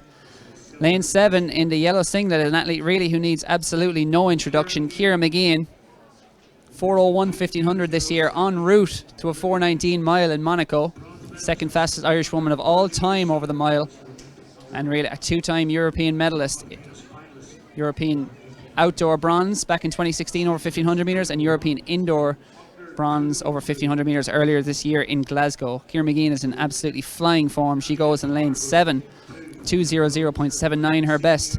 And right on the outside in lane 8, the athlete we talked about a little while ago, Hannah England of Britain, 1:59.66 at her best.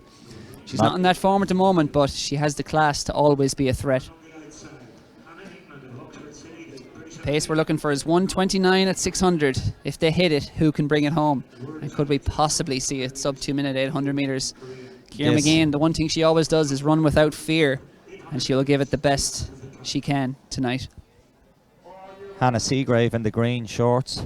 Looks like she'll be the favourite. 2 flat point 1:8, season's best and PB here.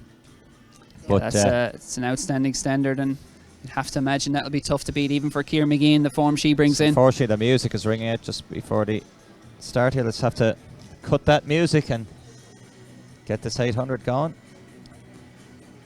But we saw some fireworks here last year. Can we see more of the same? Somebody else going to step up into a new class. Will we see a sub 2?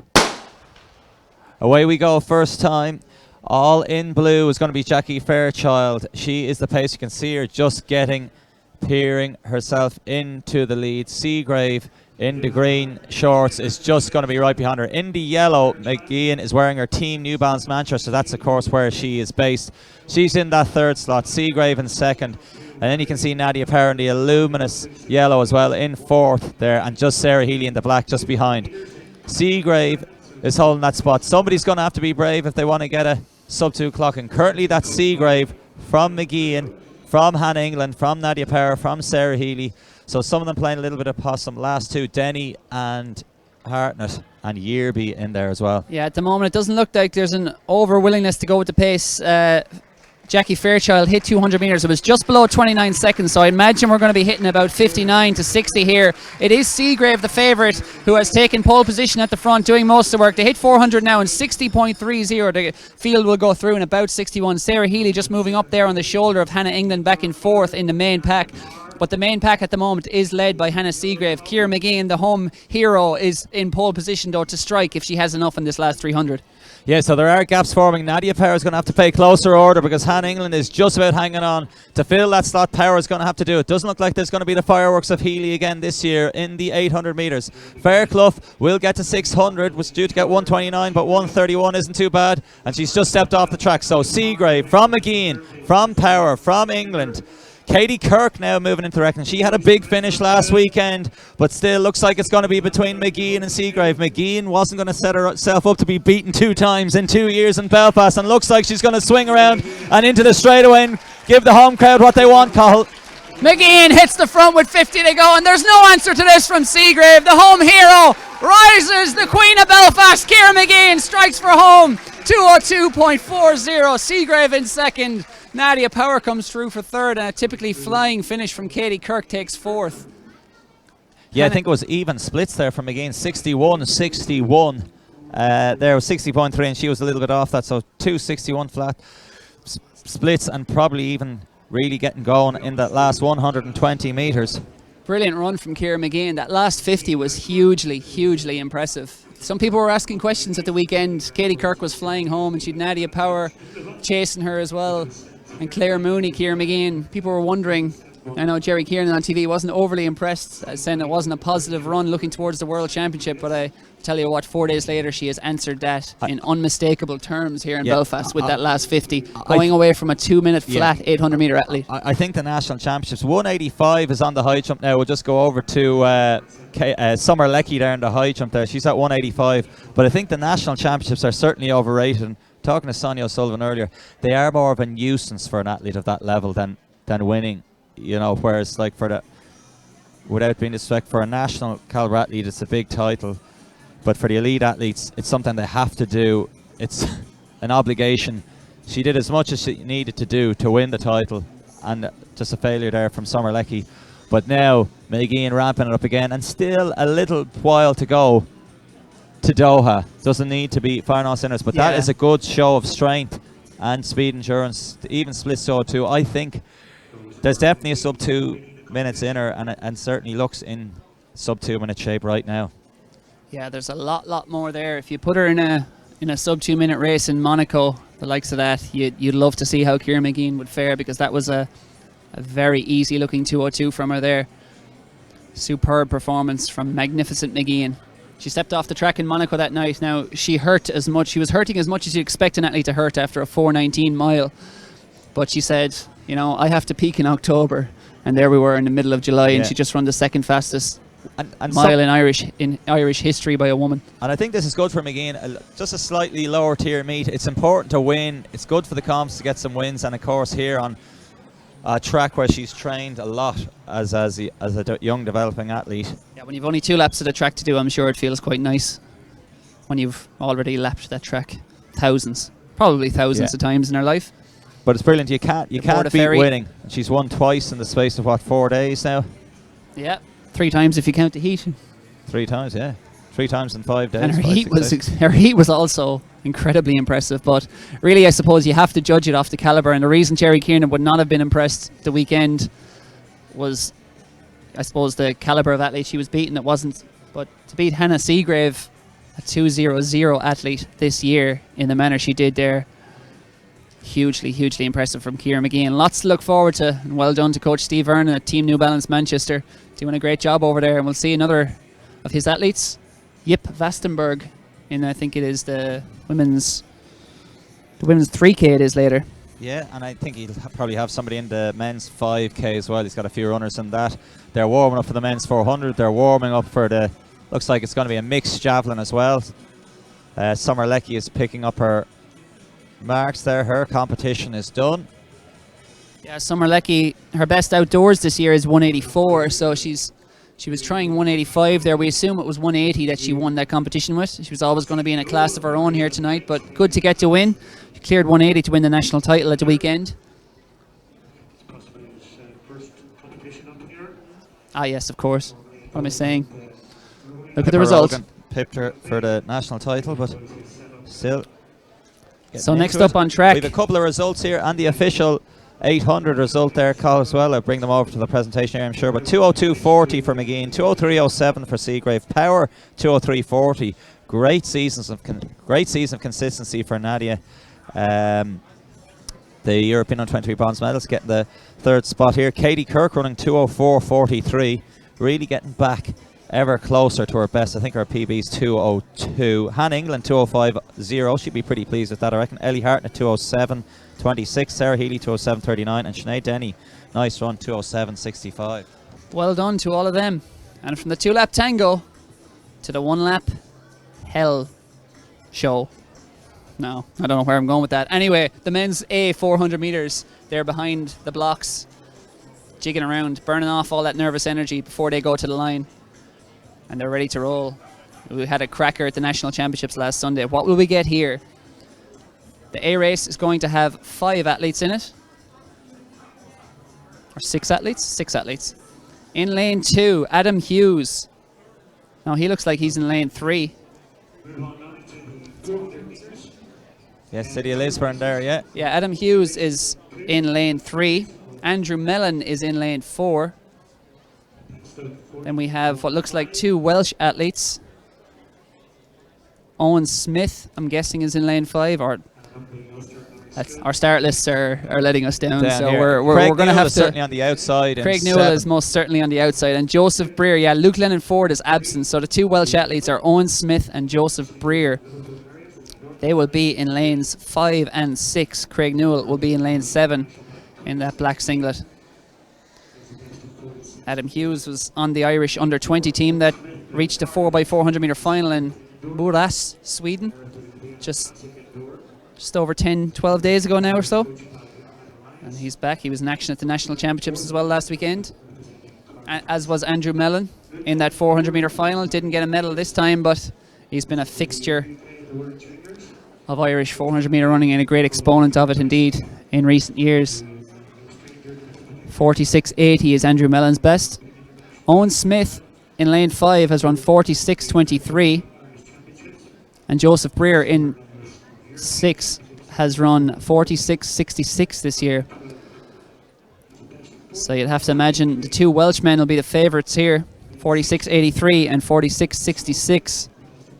I'm sure Matt Elias, our Welsh retired sprinting guru, and now heavily involved in the coaching in the Welsh sprinting scene, will be casting a keen eye over this race. And 400 meter men will be quite happy about the fact that the wind has absolutely died down to nothing here. The windsock is hanging limp, so there'll be no breeze in their face here as they go around if they set this off pretty soon. Let's see how quick they can get going. Our 5 athletes in the A men's 400 metres. We will have a B race coming up after this, filled with athletes between 49 and 51, 52 seconds. So instead of grouping athletes, I suppose who'd be out of their depth into this race, which is filled with 46 and 47 second men, I think it's quite sensible really to let them race athletes of a similar level in the 49, 50 second race that'll be upcoming on the track. So the full lineup again for the men's A 400 metres. In lane 3, Adam Hughes. In lane 4, Andrew Mellon. In lane 5, Owen Smith. In lane 6, Joseph Breer. In lane 7, Craig Newell. So Craig Newell competed actually in the 100 metres at the National Championships on the under-23 relay team in Gävle, Sweden. So we'll see, can he use some of his shorter speed now in the 4. So we'd expect the 2 Welshmen to feature heavily here come the finish, but Andrew Mellon always goes out hard regardless, indoors, outdoors, and he has gone through the first 100 there strongly for the home contingent. But it is the 2 Welshmen. It is Owen Smith leads there on the inner of the 2 Welshmen. As we come up towards 200 metres, it's going to be a very quick opening 200 metres. Can he bring it home? Andrew Mellon, though, has gone with him. Around a split of 21 seconds, the all blue there of Andrew Mellon. Can he get rocking and rolling? He is teak tough when they come into the home straight, but it looks like it is the Welsh Dragons once more on fire in the shorter sprints. Mellon looking to see can he bring it home, but it's going to be the Welsh athletes again, Cathal. It is Joseph Breer. He paced it a little bit better than Owen Smith, and he is coming home much the stronger here. It's going to be Joseph Breer who takes the title. Edges out his compatriot Owen Smith to take victory, 47.13. Andrew Mellon strong to the line there in 3rd. And it was the 2 other Ulstermen, Adam Hughes and Craig Newell. We'll give you that full official result as soon as we have it. Yeah, so those Welsh guys really on fire in the sprints. They're killing us. Absolutely breathing human fire all over us with their red singlets. Roar. Now, the 100-metre men's B race results that you've all been waiting for. It was a 10.79 split between the Welsh athletes. Aaron Owen getting the nod from Josh Brown, and Owain Hughes 10.82 from Wheels. Oliver Swinney ran 10.85 for Northern Ireland. Presentation time. And after what really to me was the race of the night, we'll have to take this in because Nadia Power is up on the third step. Hannah Seagrave is going to see silver, and Pam of silver will be crossed by Mary Peters, and and we no prizes for guessing who Mary Peters was cheering for there, because she did a big celebration as Ciara McGeehan up #1 on the podium, #1 on the track. Thumbs up. And that'll be a picture all of them will treasure for years to come. Home is the hero. Any day you meet an Olympic gold medalist is a good day. And when you're Ciara McGeehan, fist pumping for you is even better day. There's worse fans to have. There are, certainly. Well done, Ciara McGeehan. So coming up next on track is going to be the B section of that men's 400 metres. Ronan Bloomer, Ryan Henry, Niall Flanagan, Adam Murphy and Ryan Keenan will all be going to the line there. The quickest in it is Niall Flanagan. Looks like 5 is currently empty. That would be Adam Murphy that you've just mentioned. Doesn't look like the Carlow St. Lawrence O'Toole man will be duking it out over the one lap. Figured he could save himself a headache for another day. One lap of torture around the track. Oh no, I spoke too soon. Here is the Carlow man wearing a CITIC. Well, we doubted him. Yeah, we shouldn't doubt Adam. He's always perennial competitor, always shows up. If he's on a start list, he is normally always there. Absolutely. And 5 athletes will go to the line. And like cattle in the abattoir, they can look to see the vanquished when Andrew Mellon walks across their path in his socks in a world of hurt. And they'll look to see, this is my fate, this is what's coming. There's I am going to be fed to the lactic sniper in the coming minutes. I remember I ran a 1500 metres. I had a bit of food poison as well, but I was absolutely roaring puking in Crystal Palace. At the next line of 1500 metre runners were just looking back on, why are we doing this? We're into that stage. Could be like Ronan Duggan, a compatriot of ours who once threw up on Kelly Holmes' shoes. The Watford. There's being hugged and cheered for by an Olympic gold medalist, and then there's doing what Ronan Duggan did and throwing up on a double Olympic gold medalist shoes after your race. But a sign of how hard he ran in that BMC exactly, race. Yeah. Should be proud. The official result before we get into our blocks. Joseph Breer taking the men's 400A race in 47.12. Owen Smith 47.27. Andrew Mellon 48.37. Craig Newell 49.02. And Adam Hughes nipping under the 50-second barrier 49.90. Well done. Coming up next, it's the B race. The 5 men. Lane 2, Ronan Bloomer. Lane 3, Ryan Henry. Lane 4, Niall Flanagan. Lane 5, Adam Murphy. And lane 6, Ryan Keenan. Quickest personal best is held by Adam Murphy at 49.36. Quickest this year is Niall Flanagan with 49.48. Ooh. Little to choose between the men in green and red. Lanes 4 and 5. Who will cut a thrust in the first 200? Someone's brought a Vuvuzela here to Belfast. Ooh. Throwback to the 2010 World Cup. And mass headaches. That is a loud B of a bang there. Cause a quick pause. But Adam Murphy, as we mentioned, he is in the lane 5. He's in the red and white. He is stormed into the early lead. Used to be a 100, 200 sprinter training with Marcus Lawler. Now he is on the charge down the back straight, Cahill. He certainly is. He leads. Niall Flanagan has really brought nothing to the middle of the race yet. Will he come home strong though with that quick personal best? And coming up well on the inside there is Ronan Bloomer, who is flying really. He looks to be in second as we head round that second bend, but no doubt about the leader. And will it be the winner? Because Adam Murphy, the Carlow Cannonball, has rocketed through this first 300 and he is strong. The tallest athlete in the field. He's towered over them on the start line and he's going to tower over them at the finish too. Adam Murphy up to the line. How quick can he go? 49.36 is his best. Is he going to get it? 49. Oh, the 100th of a second if it stays that way. The clock. Oh, ouch of a fall there for Niall Flanagan there. Went down and went down hard. And He'll be having a tartan dinner tonight.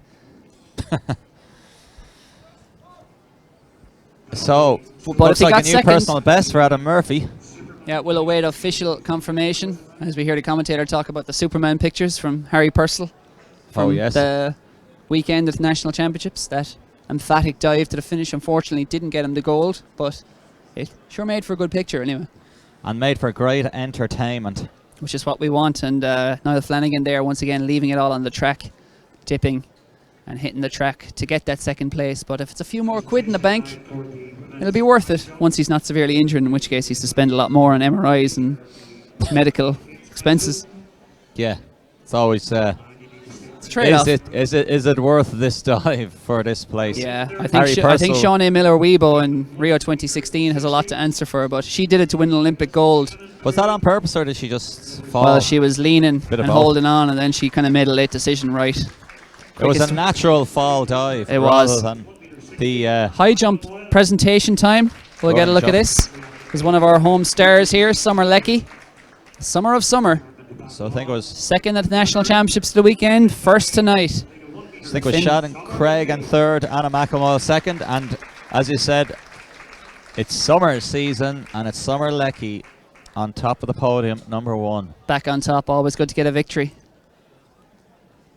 It sure is, and there's a few 400-meter runners flat on their back, on their knees, hands and knees.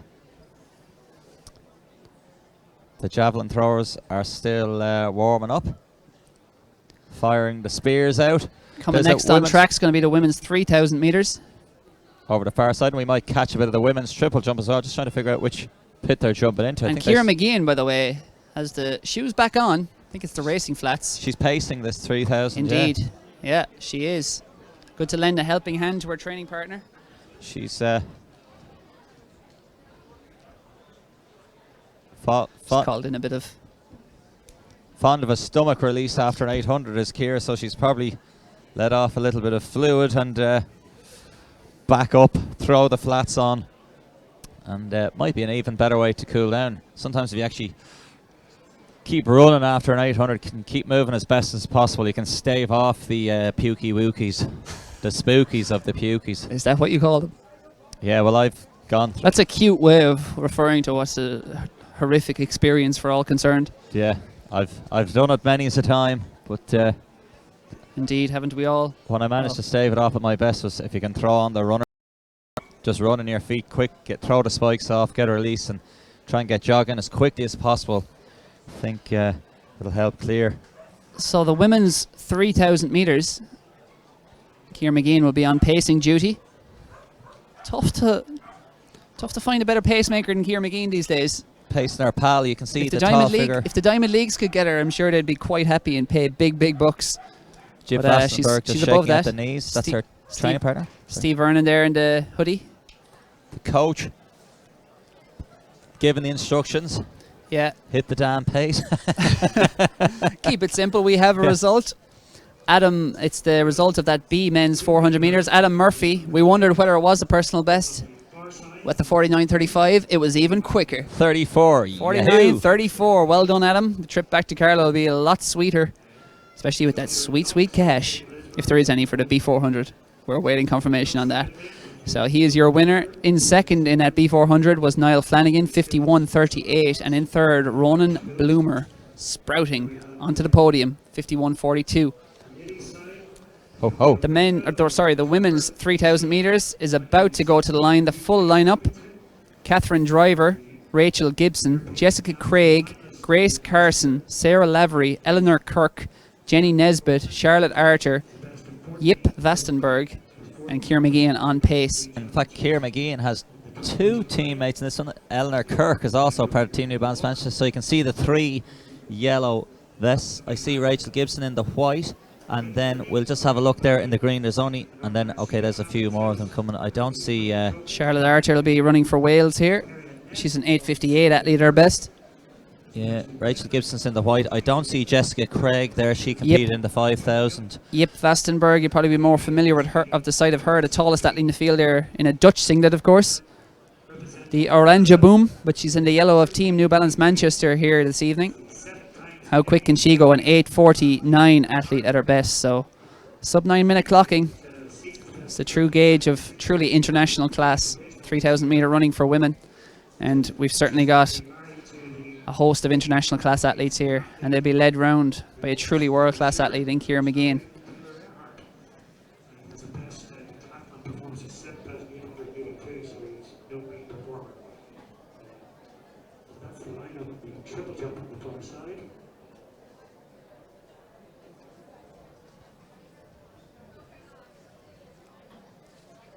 There's a women's triple jump as well. I think they're getting ready on the far side too. Gone through some final instructions. Javelin will be commencing shortly as well. Waiting for... Looks like all the competitors are waiting for final instructions and the go-ahead. Yeah, we're ready to roll. Ciara McGeehan is extremely casual there on the outside. Her work is done this evening. Well, her primary work. Just a bit of pacing duties. And probably a tempo run. She came across the line on Sunday at the 800 metres of the Nationals, and she requested politely, as she does, she's always extremely polite in dealing with the media, whether we could postpone a chat for a while she went off to do a tempo run. And a measure of where her focus is in terms of Doha. Win a national title, head out to the park and do a tempo run. No direction of the pace, but probably in around, like you were saying, 9 minutes 72s. Yeah, Jip Vastenberg ran 8:59 this year for 3,000 metres in Stretford, that was, and finished third at the national championships in Holland, or the Netherlands, I should say, over 1,500 metres. She was also in action at that European Cup, the night of the 10Ks in London, where she ran 33:45. She ran for Holland or the Netherlands at the World Championships in Beijing back in 2015. And Jip Vastenberg, on the left of your shot there, she was European under-23 10,000 metre champion in 2015, and she really is a class athlete up through the age groups. Yeah.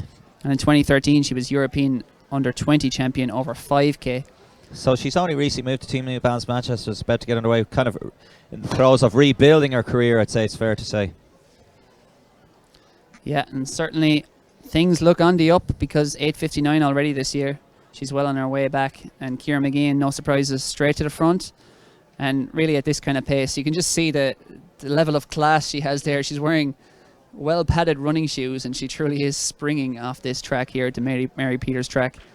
And she'll be towing this field round. We would imagine, even though the pace isn't listed, it will be in and around the 3 minutes per kilometre, probably slightly below. It looks like a quick opening 200 before she settles in, and it is about 35, so 36 is 72 pace, which is 3 minutes per kilometre pace, of course, which is 9 minute pace. So I'd imagine she's going 36 each 200, 72 each lap, and 3 minutes per kilometre will be the goal for Ciara McGeehan, trying to do a favour for some of her housemates and indeed training partners and the rest of this field. Yeah, so there's a split.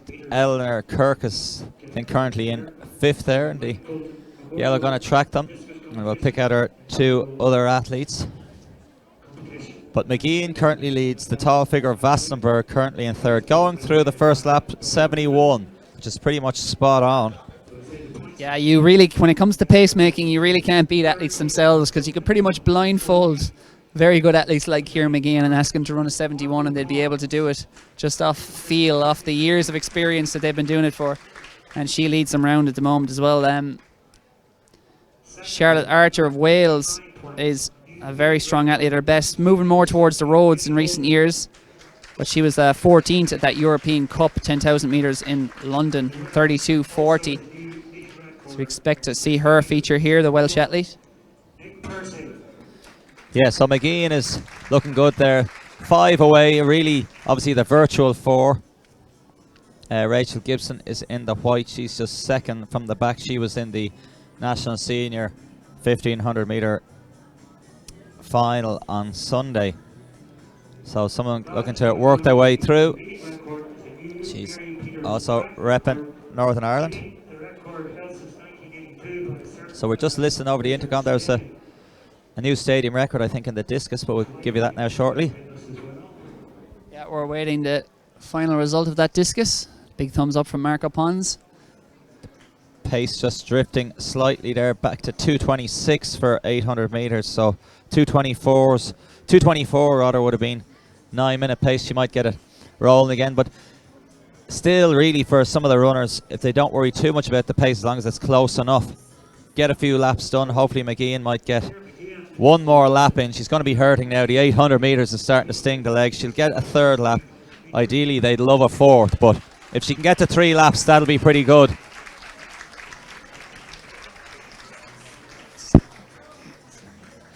Yeah, that's Charlotte Archer in second at the moment, and it is Jenny Nesbitt of Wales in fourth. So Ciara McGeehan leads Charlotte Archer from Jip Vastenberg, and then it is Jenny Nesbitt back in fourth, and then it's Eleanor Kirk back in fifth. These are your 5 away as they approach 1,200 metres. Just hanging in. We'll probably see McGeehan step off here unless maybe a shout from Coach Vernon says, go on, try and get another 200 out of yourself.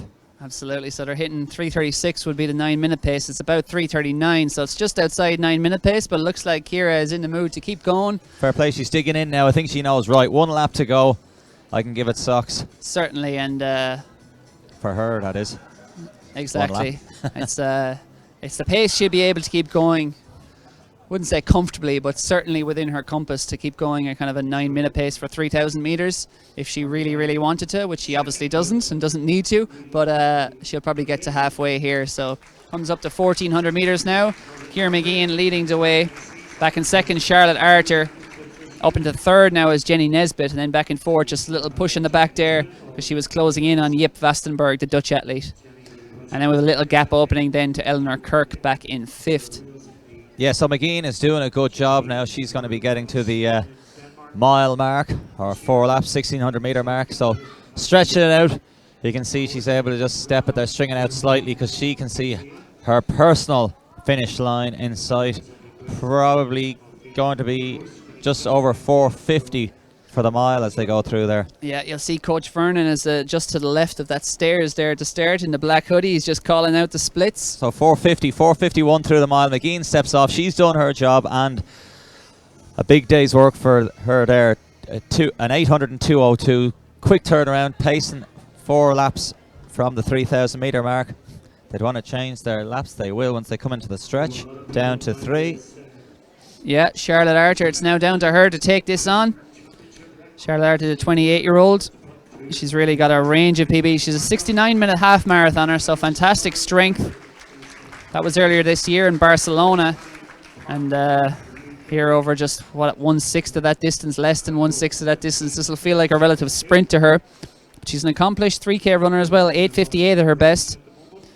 And so far this year, this is her first 3K of the year, so no matter what happens here, she'll get a season's best, but she's already in good form, 32:49 on the road in Cardiff earlier on this year, back in March. So Charlotte Archer is churning this pace. Jip Vastenberg, though, sitting in. She's very much just benefiting there from the slipstream at the moment, and Jenny Nesbitt really has got a free ride up to this point, has stayed quiet, but we'd expect to see her play her cards, the Welsh athlete, in these closing kilometre or so. As we hit 2K there, it was about 6:04. Yeah. So we may still see a sub 9-minute race here, depending on what sort of wheels these ladies have over this final 2.5 laps. Yeah, who can close? They're kind of probably all coming to a gathering here, a semi-halt, and they have to try and judge their effort. Who can now push and from what point and get all the way home? Nobody wants to just be the lead-out runner for everyone else to kick off. But like you said, Arthur from Vastenberg from Nesbitt. 2 to go. Wales versus the Netherlands. If it was a football game, you'd be picking the Netherlands, but this is the athletics track, and we're here in Mary Peters. Some of the other runners now coming through just off the screen, like Rachel Gibson with 2 laps to go for Northern Ireland, but still it's a trio of athletes, Cathal. Yeah, as it's been for a few laps now. Charlotte Archer churning it out front. Jip Vastenberg back in second, and Jenny Nesbitt back in third. Nesbitt, a 24-year-old, also like Archer, much more used to longer distances. She ran a half marathon earlier this year, 73 minutes in Barcelona. She ran a 32:46 10K in the Peyton Jordan meeting in Stanford, renowned for fast 10Ks. And again, so this will feel like a relative sprint to her, and she'll have to get her sprinting spikes on in the ensuing 500 metres because the gears are going to start turning, and we still could see a sub 9 minute race. Charlotte Archer, though, has made this a punishing pace, and here comes Jenny Nesbitt, but Yip Vastenberg, alive to the threat, just ups the pace there in the middle, trying to protect her position. But now Jenny Nesbitt to the front, 400 metres to run in this women's 3,000 metres. 7:56 on the clock, so it probably won't be under 9 minutes. It almost certainly won't, unless they produce a miracle last lap, but it'll still be a very, very respectable time for these three ladies, and they've all played their part in the pace. Ciara McGeehan took it early, Yip Vastenberg took it in the middle, Charlotte Archer churned a few laps, and now it is Jenny Nesbitt who is leading it into this final 300, but Yip Vastenberg looks ready to roll, and here she goes. Dutch courage to the front. Yeah, looking for a time of under 9:05. The Man United song was Yip Yap Sam is a big Dutch man, but Yip Vastenberg is a big Dutch woman, and she is now pulling on a big finish here. Can she pull away? Looks like Nesbitt is gone. Arthur, though, is coming back at her. Has she moved too soon? 150 to go. Yip moved early, but Archer looks like she might have a second wind here. It is Yip Vastenberg turning for home at about a 5 metre advantage over Charlotte Archer. Jenny Nesbitt looks like she might not have any left, although she's moving out to lane 2 with a fine finish. Yip Vastenberg has command. She digs in again, almost looks down at her feet to find the extra gear. Vastenberg's going to take it. Netherlands to the fore. 9:04.83, arms aloft. Brilliant run from Yip Vastenberg. Takes glory ahead of Charlotte Archer. And a great run too in third by Jenny Nesbitt. Back and forth then it's Eleanor Kirk. She'll be probably in and around 9:15 when she hits the line. But just pan back to the finish there as Eleanor Kirk came around, and this is Grace Carson, the Northern Irish athlete, up to the line, and then following her in is Rachel Gibson. So they'll be in around 9:31 on the clock there for Carson. Be about 9:33 for Gibson. Yeah, Gibson had a big finish there just to come a lot closer to Carson. We have a Beachmount Harrier here now for 163, I think. Yeah, that's Sarah Lavery of Northern Ireland up to the line. It's a very respectable time, well under the 10 minutes here for her. Sarah Lavery, 9:53.08. The clock stops, and I think that's all our competitors in the women's 3,000 metres. Great race. Yeah, that was a good three-way standard. Everyone scrap under to 10 the minutes. line. Yeah, three-way scrap, and geez, Vastenberg was tough there, just basically digging in every time, just see, right, have I done an F-fit? No, right, I have to dig in again. We'll have a pan back and maybe get a shot of the javelin here now. And then when we get the chance, we'll try and get a bit of women's triple jump, but a lot happening all at the same time. Absolutely. It's number 232 in the javelin.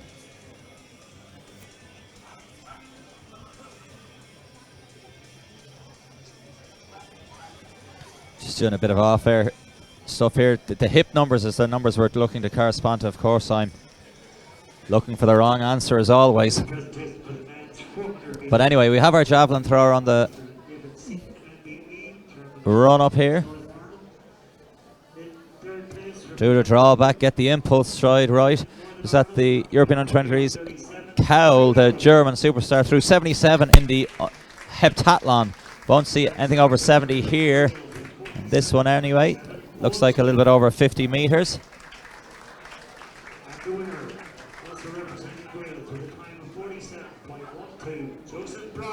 And the So men's Joseph Breyer, or Breer from Wales. 47.12 victory in the men's A 400 metres. So the Leevale women's thrower here now in the javelin, as our barking dog has returned from earlier. Oh, we're a big fan. We might get him on. I think the audience figures would skyrocket if we let him commentate instead of us or her. That's the Cardigans, our favourite game. So my favourite Katie game. Moynihan on the javelin runway. Yeah, from Leevale. Leevale. 43 metre thrower at her best. Of course, hard to speak about Irish women's javelin throwing without remembering that fantastic throw from Kate O'Connor at the European Under-20 Championships, adding 3 metres to her lifetime best. Or was it 4 metres? Yeah, and she's going to Lifetime be best. throwing the javelin for Ireland at the European Team Championships in the home of the Ingebrigtsen Sandnes, Norway next week. But now it's Moynihan and the javelin. Good release, good elevation. It's well over 40 anyway, or it's out around that 40 metre barrier. And as we said, 43.26 her best this year and lifetime. So she's not too far away from that. I think we might have one of our favourites coming up in the women's triple jump. We'll see, can we pan to her? And next race on track, it really is the highlight of the night. chance. The men's A 200 metres is going to be next on track. The quality in that. We'll get to it because we have a few minutes, so we'll look back on what's happening here in the field for the moment. But Leon Reid versus Adam Jamili. Yeah, I think we can What a pan back clash. to the javelin, actually. Don't think she's ready to jump yet, and they're jumping in the alternative pit to the long jump as well. But here we go, our English thrower. Gavin Johnson, I think this is 69 metres, 69, his personal best. The backwards cap. He's certainly winning the cool stakes. Yeah, which fast snap of the hips there. Got the muscles like Harry Aiken-Sariti. So he's And going here to he try is. and muscle this javelin down the infield here in Mary Peters. It's a great release. You can see the class as soon as he releases. The javelin just rockets out of his hand. That's well beyond 60 metres. Great Yes. stuff from Gavin Johnson. If you ever bored some night, look up Andreas Thorkielsen, gymnastics. If you want to see, these javelin men are not just strong men. They have elastic strength and power and gymnastic ability to burn. And look at the old great Norwegian Olympic and world champion back in the day. Yeah, just the old adage of what the title of the sport generally is, athletics, and the best in the world, and no matter what discipline, But we'll are head on certainly over. athletic. We'll head on over to the. Well, we have the Triple women's jump. triple jump. I think that might be Naomi Ogbeta.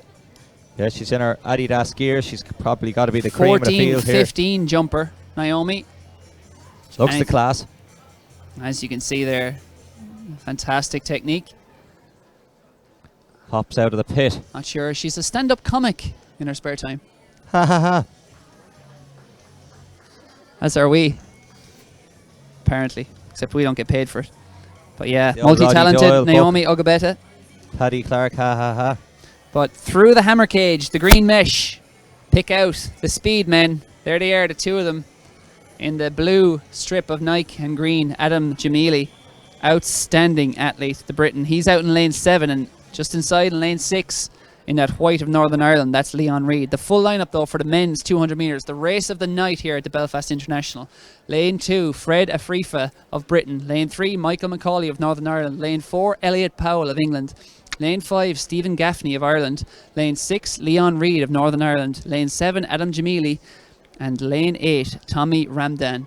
The lanes to watch are lanes 6 and 7. Leon Reid, your Irish senior champion, and Adam Jamili. What was it? These 10? two should pull clear of this field. So we're expecting Jamili certainly anyway to be ahead after the bend. He ran what, 10:01 in London, I think, for the Yeah. 100. We're confirming that just basis of we've no other reliable information, but he will be flying around this bend here, Cathal, in 7 in the blue with the green. Stephen Gaffney going well there as well around the bend, but can he bring it home? Adam Jamili, though, that 100-metre speed coming to good advantage around this bend out in lane 7. He's using that wide arc to great effect, pulls well clear of this field. Leon Reid has lots of work to do to bring us back, but he always comes home strong. But it is Jamili by a street. The Great Britain is on top, 2063.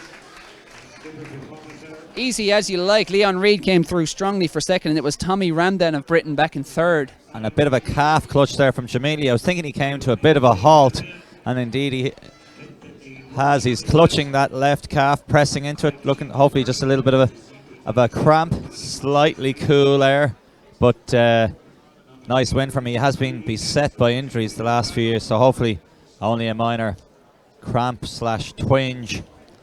Leon Reid, Gaffney had a great bend there. He might pull over to Jamie Davis for a little bit of a analysis or his own reflection anyway from that men's 200. Yeah, it was a storming run by Jamili there. Like his class really shone through there, failing. You know, he as a pedestrian time for him, and he made that race his own there, and he put the lads to the sword at the bend, and all they could do was work for the second and third places coming down the bend because it was all Jamili's race.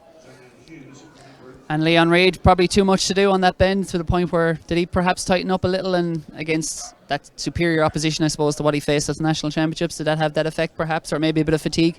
Probably the latter, probably a bit of fatigue. Like Kieran Neville earlier on, again, you know, had a hard weekend. Leon Reid, he had to do a lot of work against Marcus Lawler. So, yeah, I think it was just fatigue for maybe the Irish lads in the race there.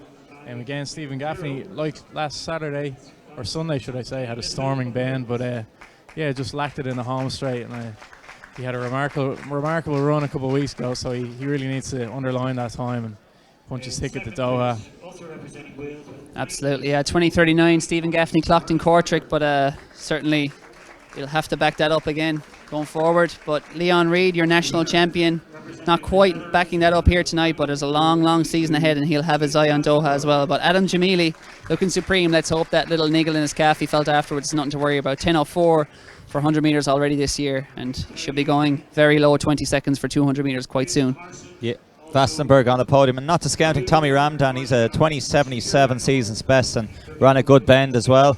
And if we get the time, we might get back to Moynihan in the javelin. We have the full result briefly of that women's 3,000 metres just to confirm. Yip Vastenberg 9:04.82 for the win. Charlotte Arter second 9:04.95. And on less than 2/10 of a second between three women over 3K. What a race that was. Jenny Nesbitt takes third with 9:05.00. Next on track, it's going to be the B section of the men's 200 metres.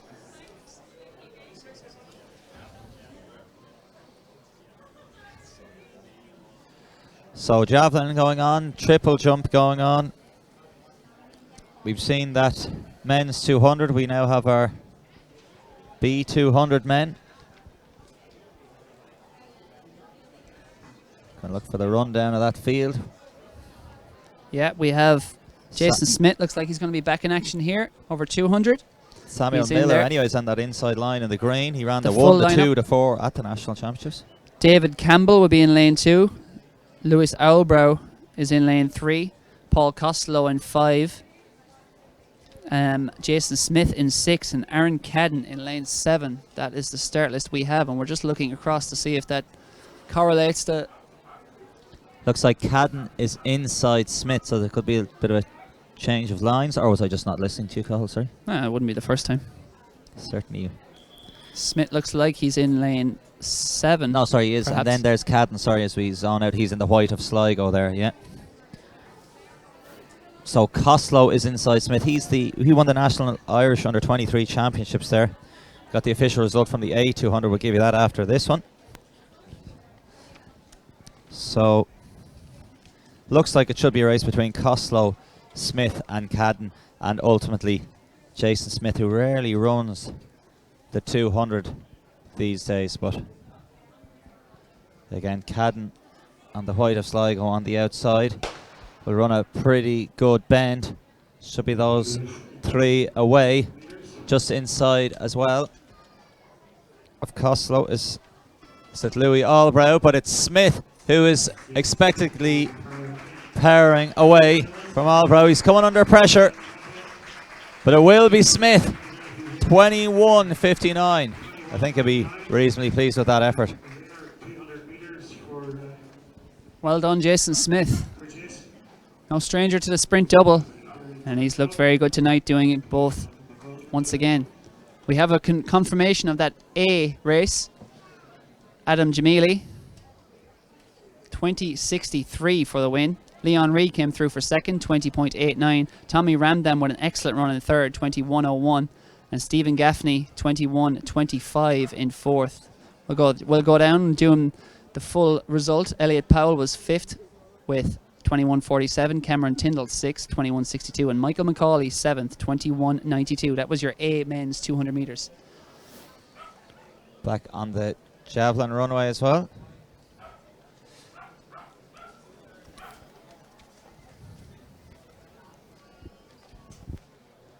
So we're coming down to our final few events of the evening. So Ernest Hemingway, for Had Whom the Bell Tolls, maybe might write a new book. For Whom the Dog Barks, he's back on it. And here comes our javelin thrower.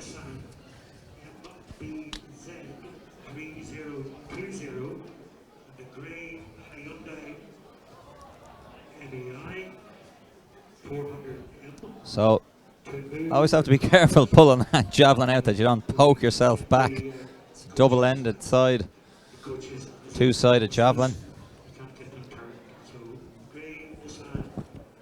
As the this is like classic football type of Style over the tannoy. Could the owner of the grey Honda please move your car? You're currently blocking.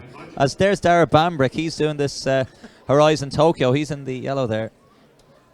Talking to Leon Reed on our camera shot. Yeah, he's following doing some of his the athletes. documentary. He's the man who produces the pre-Olympic documentaries and many other fantastic films, produces, edits, does everything really. Dara Bambrick in that luminous vest, and obviously following Leon Reed with an eye on Tokyo 2020. Keith McClure there in the back left with the camera. He's the man who populates social media and many other places with his photographs of many athletics events, domestic and international. And good to see Leon Reed pose for photos. Many fans here, obviously, in Northern Ireland.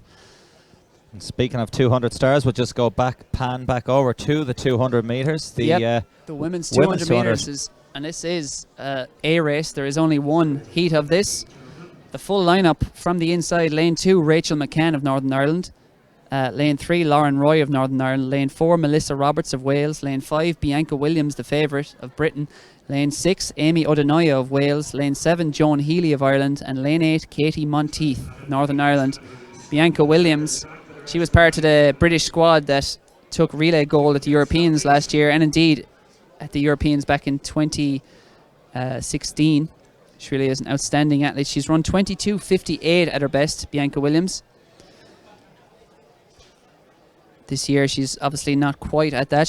But she was in action at the anniversary games in London, 23:19 there, and she's been down already to 11:63 for 100. So she'll be a tough athlete to beat here. She'll be in lane 5, Bianca Williams in the middle, but we've seen the Welsh athletes roar the Dragons this evening. So can Melissa Roberts or Amy O'Donoghue, they've both run low 24 seconds this year, contend, or perhaps even the home contingent Lauren Roy or Joan Healy, both also in the low 24 seconds this year.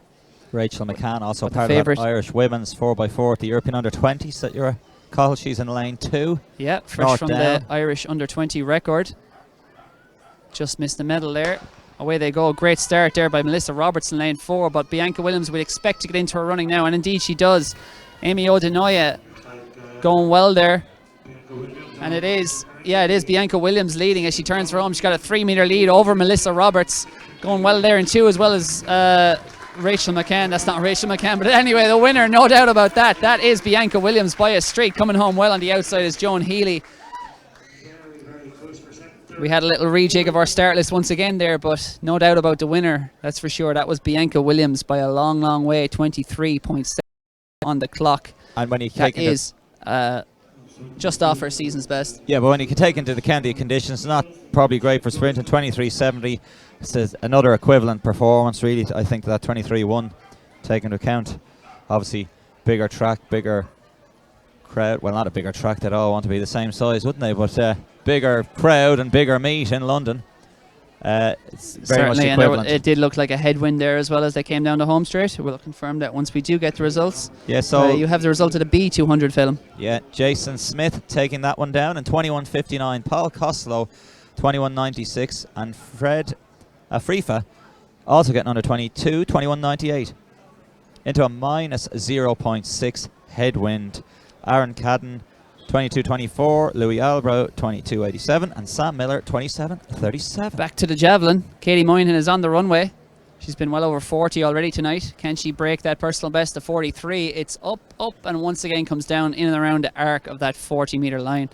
There is no line, so we're imagining it, but we see the two pillars there for the 40 metres, and it would arc in and around that, so it's either just above or just below 40 metres, but when we get confirmation of that javelin, we'll bring it to you. But we're down to one last track event, which is going to be the men's 5,000 metres, our favourite distance action. But of course. And it's going to be an Eastern Rising here because we have two fantastic athletes from Japan here at the Belfast International. We sure do. And see one or two of them striding out nicely here now. I think Finton Stewart is back here anyway. He's going to be on pace. We saw him in the 800 earlier on. And Cathal is just delving through pages upon pages of pages with the unofficial start lists that we're trying to figure out. I just murdered a spider film. I was just going to say, yeah, there's some insects and midgies and everything else in between Sorry. attacking us. They I'm must going be vegetarian for next week. My conscience doesn't feel right. Jamie Davis was espousing the virtues of a vegan sausage roll on the way up. Can you even call it a vegan sausage roll? Vegan certainly roll? won't taste as nice on their journey back from Belfast. It's now just a shade over 10 to 9, and it'll have been sitting there a good 14 hours, I'd say, at this stage by the time we pick it up again on the way We'll back. try it. Maybe it'll add to the flavour, like leftovers. Yes. But the final race of the track, it's going to be the men's 5,000 metres. And we mentioned the two Japanese athletes, Hideyuki Tanaka, 13:22.72 this year, and Hazuma Hattori, 13:44 this year, 13:34 at his best. They're the two outstanding athletes on paper, but there'll certainly be a strong challenge from at home and indeed abroad that'll be putting it up to them. The full lineup. We're just looking across the track to see who has actually showed up. Some of these I don't think are here. Some of them competed at the national championships on the weekend. Doesn't look like Owen Everard is on our start list.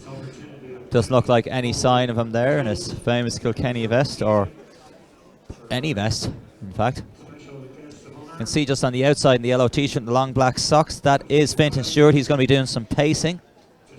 No sign of Matt Bergen either. We can see our three Team New Balance Manchester athletes in the yellow. We have another pacer on the far outside in the aluminum. And Tanaka there on the far right here, shot number 13. Unlucky for some. Let's hope it isn't in Japan. But Hideyuki Tanaka, he is the class of this field. 13:22 PB in Houston, Belgium this year. The track surrounded by the trees, and he breathed in that oxygen and ran a very fast 12.5 laps to secure a world qualifier there back in, well, just 10 days ago or so now. He's run 61:33 for a half marathoner.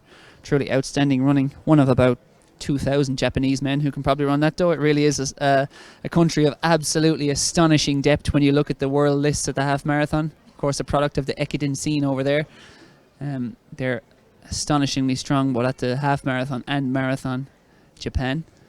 And they're producing more and more stars at the very highest level in recent years as well. And yeah, we can see in the blue and yellow on the inside there is Matthew Grieve, and also same clubman is Adam Craig, both sub 14-minute performers. Yeah, so number 3 there, that is Matthew Grieve. Number 5 beside him is Luke McCarran. Craig McMeekin is there. Adam Craig, Phil Sessamon, Andrew Hayes, Jonas Reis, Oliver Chignell, Emil Keres, Hideyuki Tanaka on the outside, and Hazuma Hattori. Yeah, so we'll And work our way through there. And it's Here's Tommy Horton, I think, coming through there to pace. Yeah, that's our first pacer anyway, clearly to the front. Now we have our two Japanese athletes. We have our Team New Balance Manchester athlete holding down second place.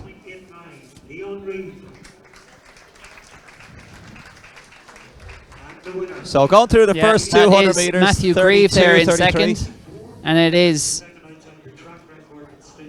Hideyuki Tanaka then back in third. Yeah, Andrew Hayes holding down second place as Adam Gamili's on the podium. The official result from the women's 200 as this race unfolds was Bianca Williams 23.70, Melissa Roberts 24.41, Chloe Lambert 24.42, Joan Healy just also on the same time settling for 4:24.42, Rachel McCann 24.97, and Katie Monteith 25.34. They come through 400 metres in 67 seconds, so good work there. 8:15 is the goal at 3K. Tommy Horton looks to have done a bang-up job there through the first 400 metres, kept this steady, and there is 10 athletes in that lead pack, of which he is one, leading this through. Fintan Stewart is pacing Luke McCarran. He's going to be running a solo time trial. We've got Team New Balance Manchester. We've got Emil Caress is in the white Adidas vest with the black shorts. Then we've got Craig and also Grieve there in the blue and the yellows.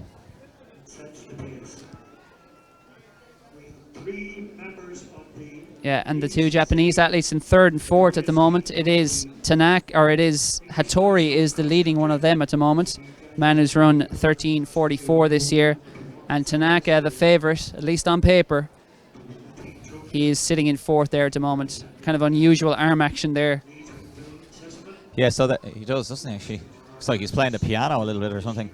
Well, he'll be making sweet music if he disposes of this field in about 4 kilometers time, as he passes through 800 and about, they're gone through in about 2:16, or it's quicker. Or in fact, it's about 2:14. Doggy paddle, another former Eastern athlete though from China, Sun Yinji. She used to have the hands open, palms and down by her hips. Sun Yinji. She was. Yeah, it's there were athletes in China, or coaches in China at the time, who kind of coached that method of hanging the arms low, believing it to be more efficient. But I suppose millions of years of human evolution might suggest otherwise. But Alberto Salazar was certainly working years ago at the Chicago Marathon in 2017 when Galen Rupp won, and he was espousing the virtues of his biomechanical changes that he'd made to Galen Rupp. And essentially his belief was that when Rupp came to the marathon from the track, he was using his arms far too much, and that they worked on controlling his hand action, which obviously controlled the arm action, that they were only moving barely a few inches across his torso, and the overall energy saving would add up to a big difference in those final 6 miles, and he won. So who are we to argue, I suppose? Simple as that. Obviously the king of the form and the king of the marathon is Eliud Kipchoge, but this is a beautiful sight on the camera shot here. Look at that train, all in a line. And you couldn't ask for better conditions. There's not a puff of wind barely here at the moment. It's all calmed down, and it's a cool evening, but for a 5K it's just about perfect. It's probably about 16 degrees or so, 17 degrees. So everyone, of course, is terrified of the conditions that will present themselves in Tokyo next year. Not so much the heat, it's more the humidity that will be present on the track. It might not be too bad, but for the marathoners it'll be a grueling affair. So certainly no major humidity in the air here tonight. It's a beautiful evening in Belfast for running fast. It's actually quite reminiscent of events like the Peyton Jordan Invitational over in Stanford, which produces so many good distance races, and not that I've ever been there, but the Houston meeting as well, where Tanaka ran his personal best 13:22 just 10 days ago. It won't have been too dissimilar to this. Yeah, unfortunately, the clock isn't running at the minute. Hopefully they can get that underway. The pacemaker has... Oh, it's back. Brilliant. And I was going to say the pacemaker actually had his watch on there. He got a quick glance and then looked at his own watch to make sure he was on pace. So they're all... That lead pack certainly in perfect symmetry. Off the screen is Fintan Stewart pacing Luke McCarran.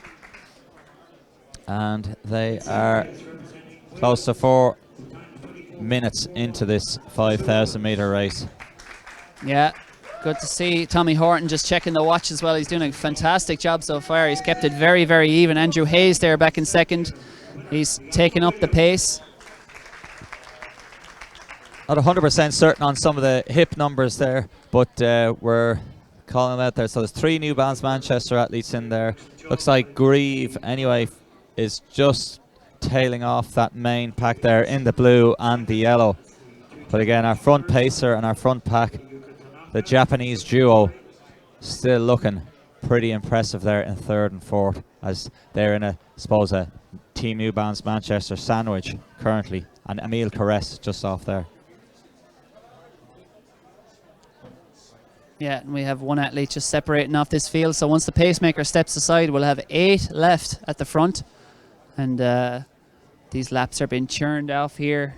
Just up to 6 minutes on the clock. They'll see 7 laps to go here when they come through. And so the clock was changing back and forth there, but looks like we're right on time now. And yeah, 8:15 was the goal pace for that 3,000 metres. We'll see what they can do now with 7 to go. Yeah, Tanaka there in 3rd, or in 4th at the moment. Hattori it is in 3rd.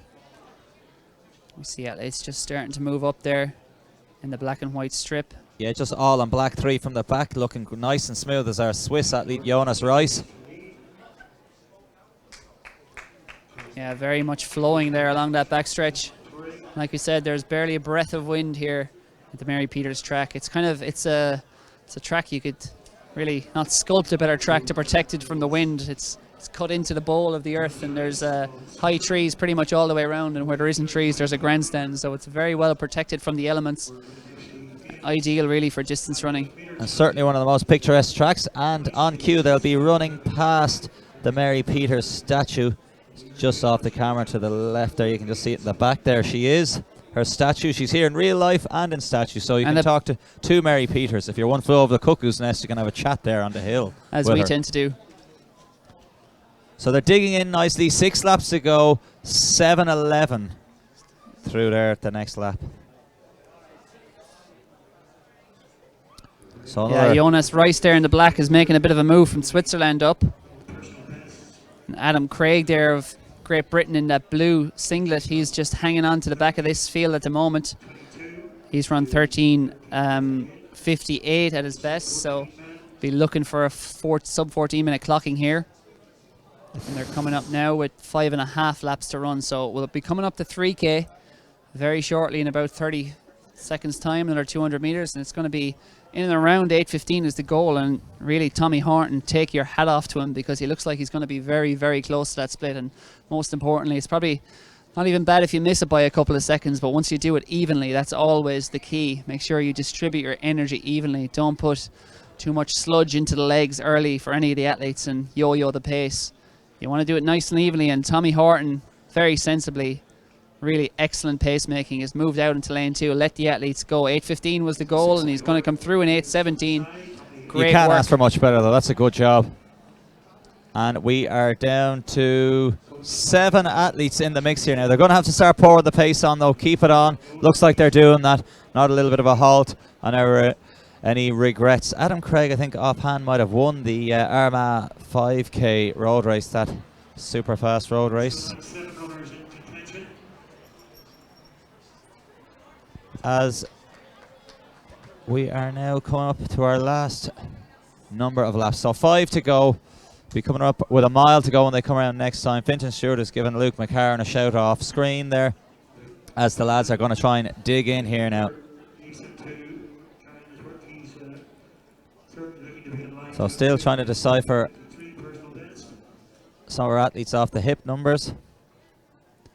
So Team New Balance. And of course, some of the hip numbers have changed since the start list were confirmed, which is confused matters. But we know that is Johan Royce moving up on the outside there in the black, the Swiss athlete, and Tanaka and Hattori sitting in second and third. Hattori second, Tanaka third at the moment.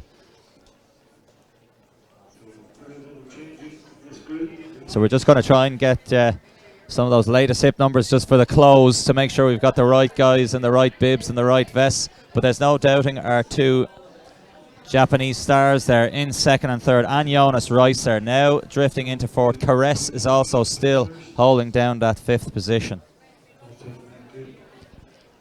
So slight gap forming here between the 2 Japanese athletes and our Team New Balance Manchester athlete on the lead charge here.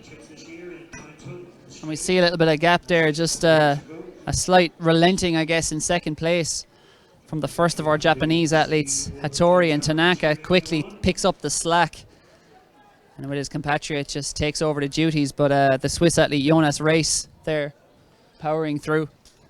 He takes it now up pole position on the shoulder of Hideyuki Tanaka as he comes through. Yeah, so Rice in third, that is Caress in fourth there. He had a good win in the BMC there a week or 2 ago, so he's hanging in. It looks like one of our Japanese athletes now is starting to hurt there.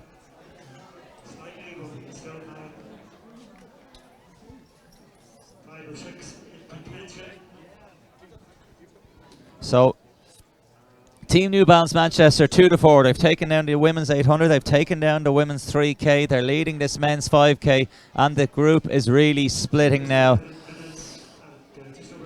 5 in a Caress is filling the space there, and he is up into second. The squeeze is on. Our Japanese athletes really starting to hurt now. Looks like their day is done in terms of taking out the Belfast International 5K. Yeah, perhaps Houston in Belgium may have been their big one, because we've already lost Hattori, and we may be about to lose Tanaka, because the pain on his face, what we've seen in whatever the event, Japanese can certainly put themselves through the mill. He just loosens out his arms there back in 5th as he comes through with 2 laps to run. There was 11 minutes on the clock at 3K, 11:36 on the clock as they come through with 800 to run. So it's going to be a very respectable time here, probably in and around the 13:50 mark, and it's going to come down to a burn up. And it is our new Team New Balance Manchester man out front. 700 meters to go in this. It's only 5,000 meters. 5 guys in contention. Okay, so Caress is actually in blue in the fourth.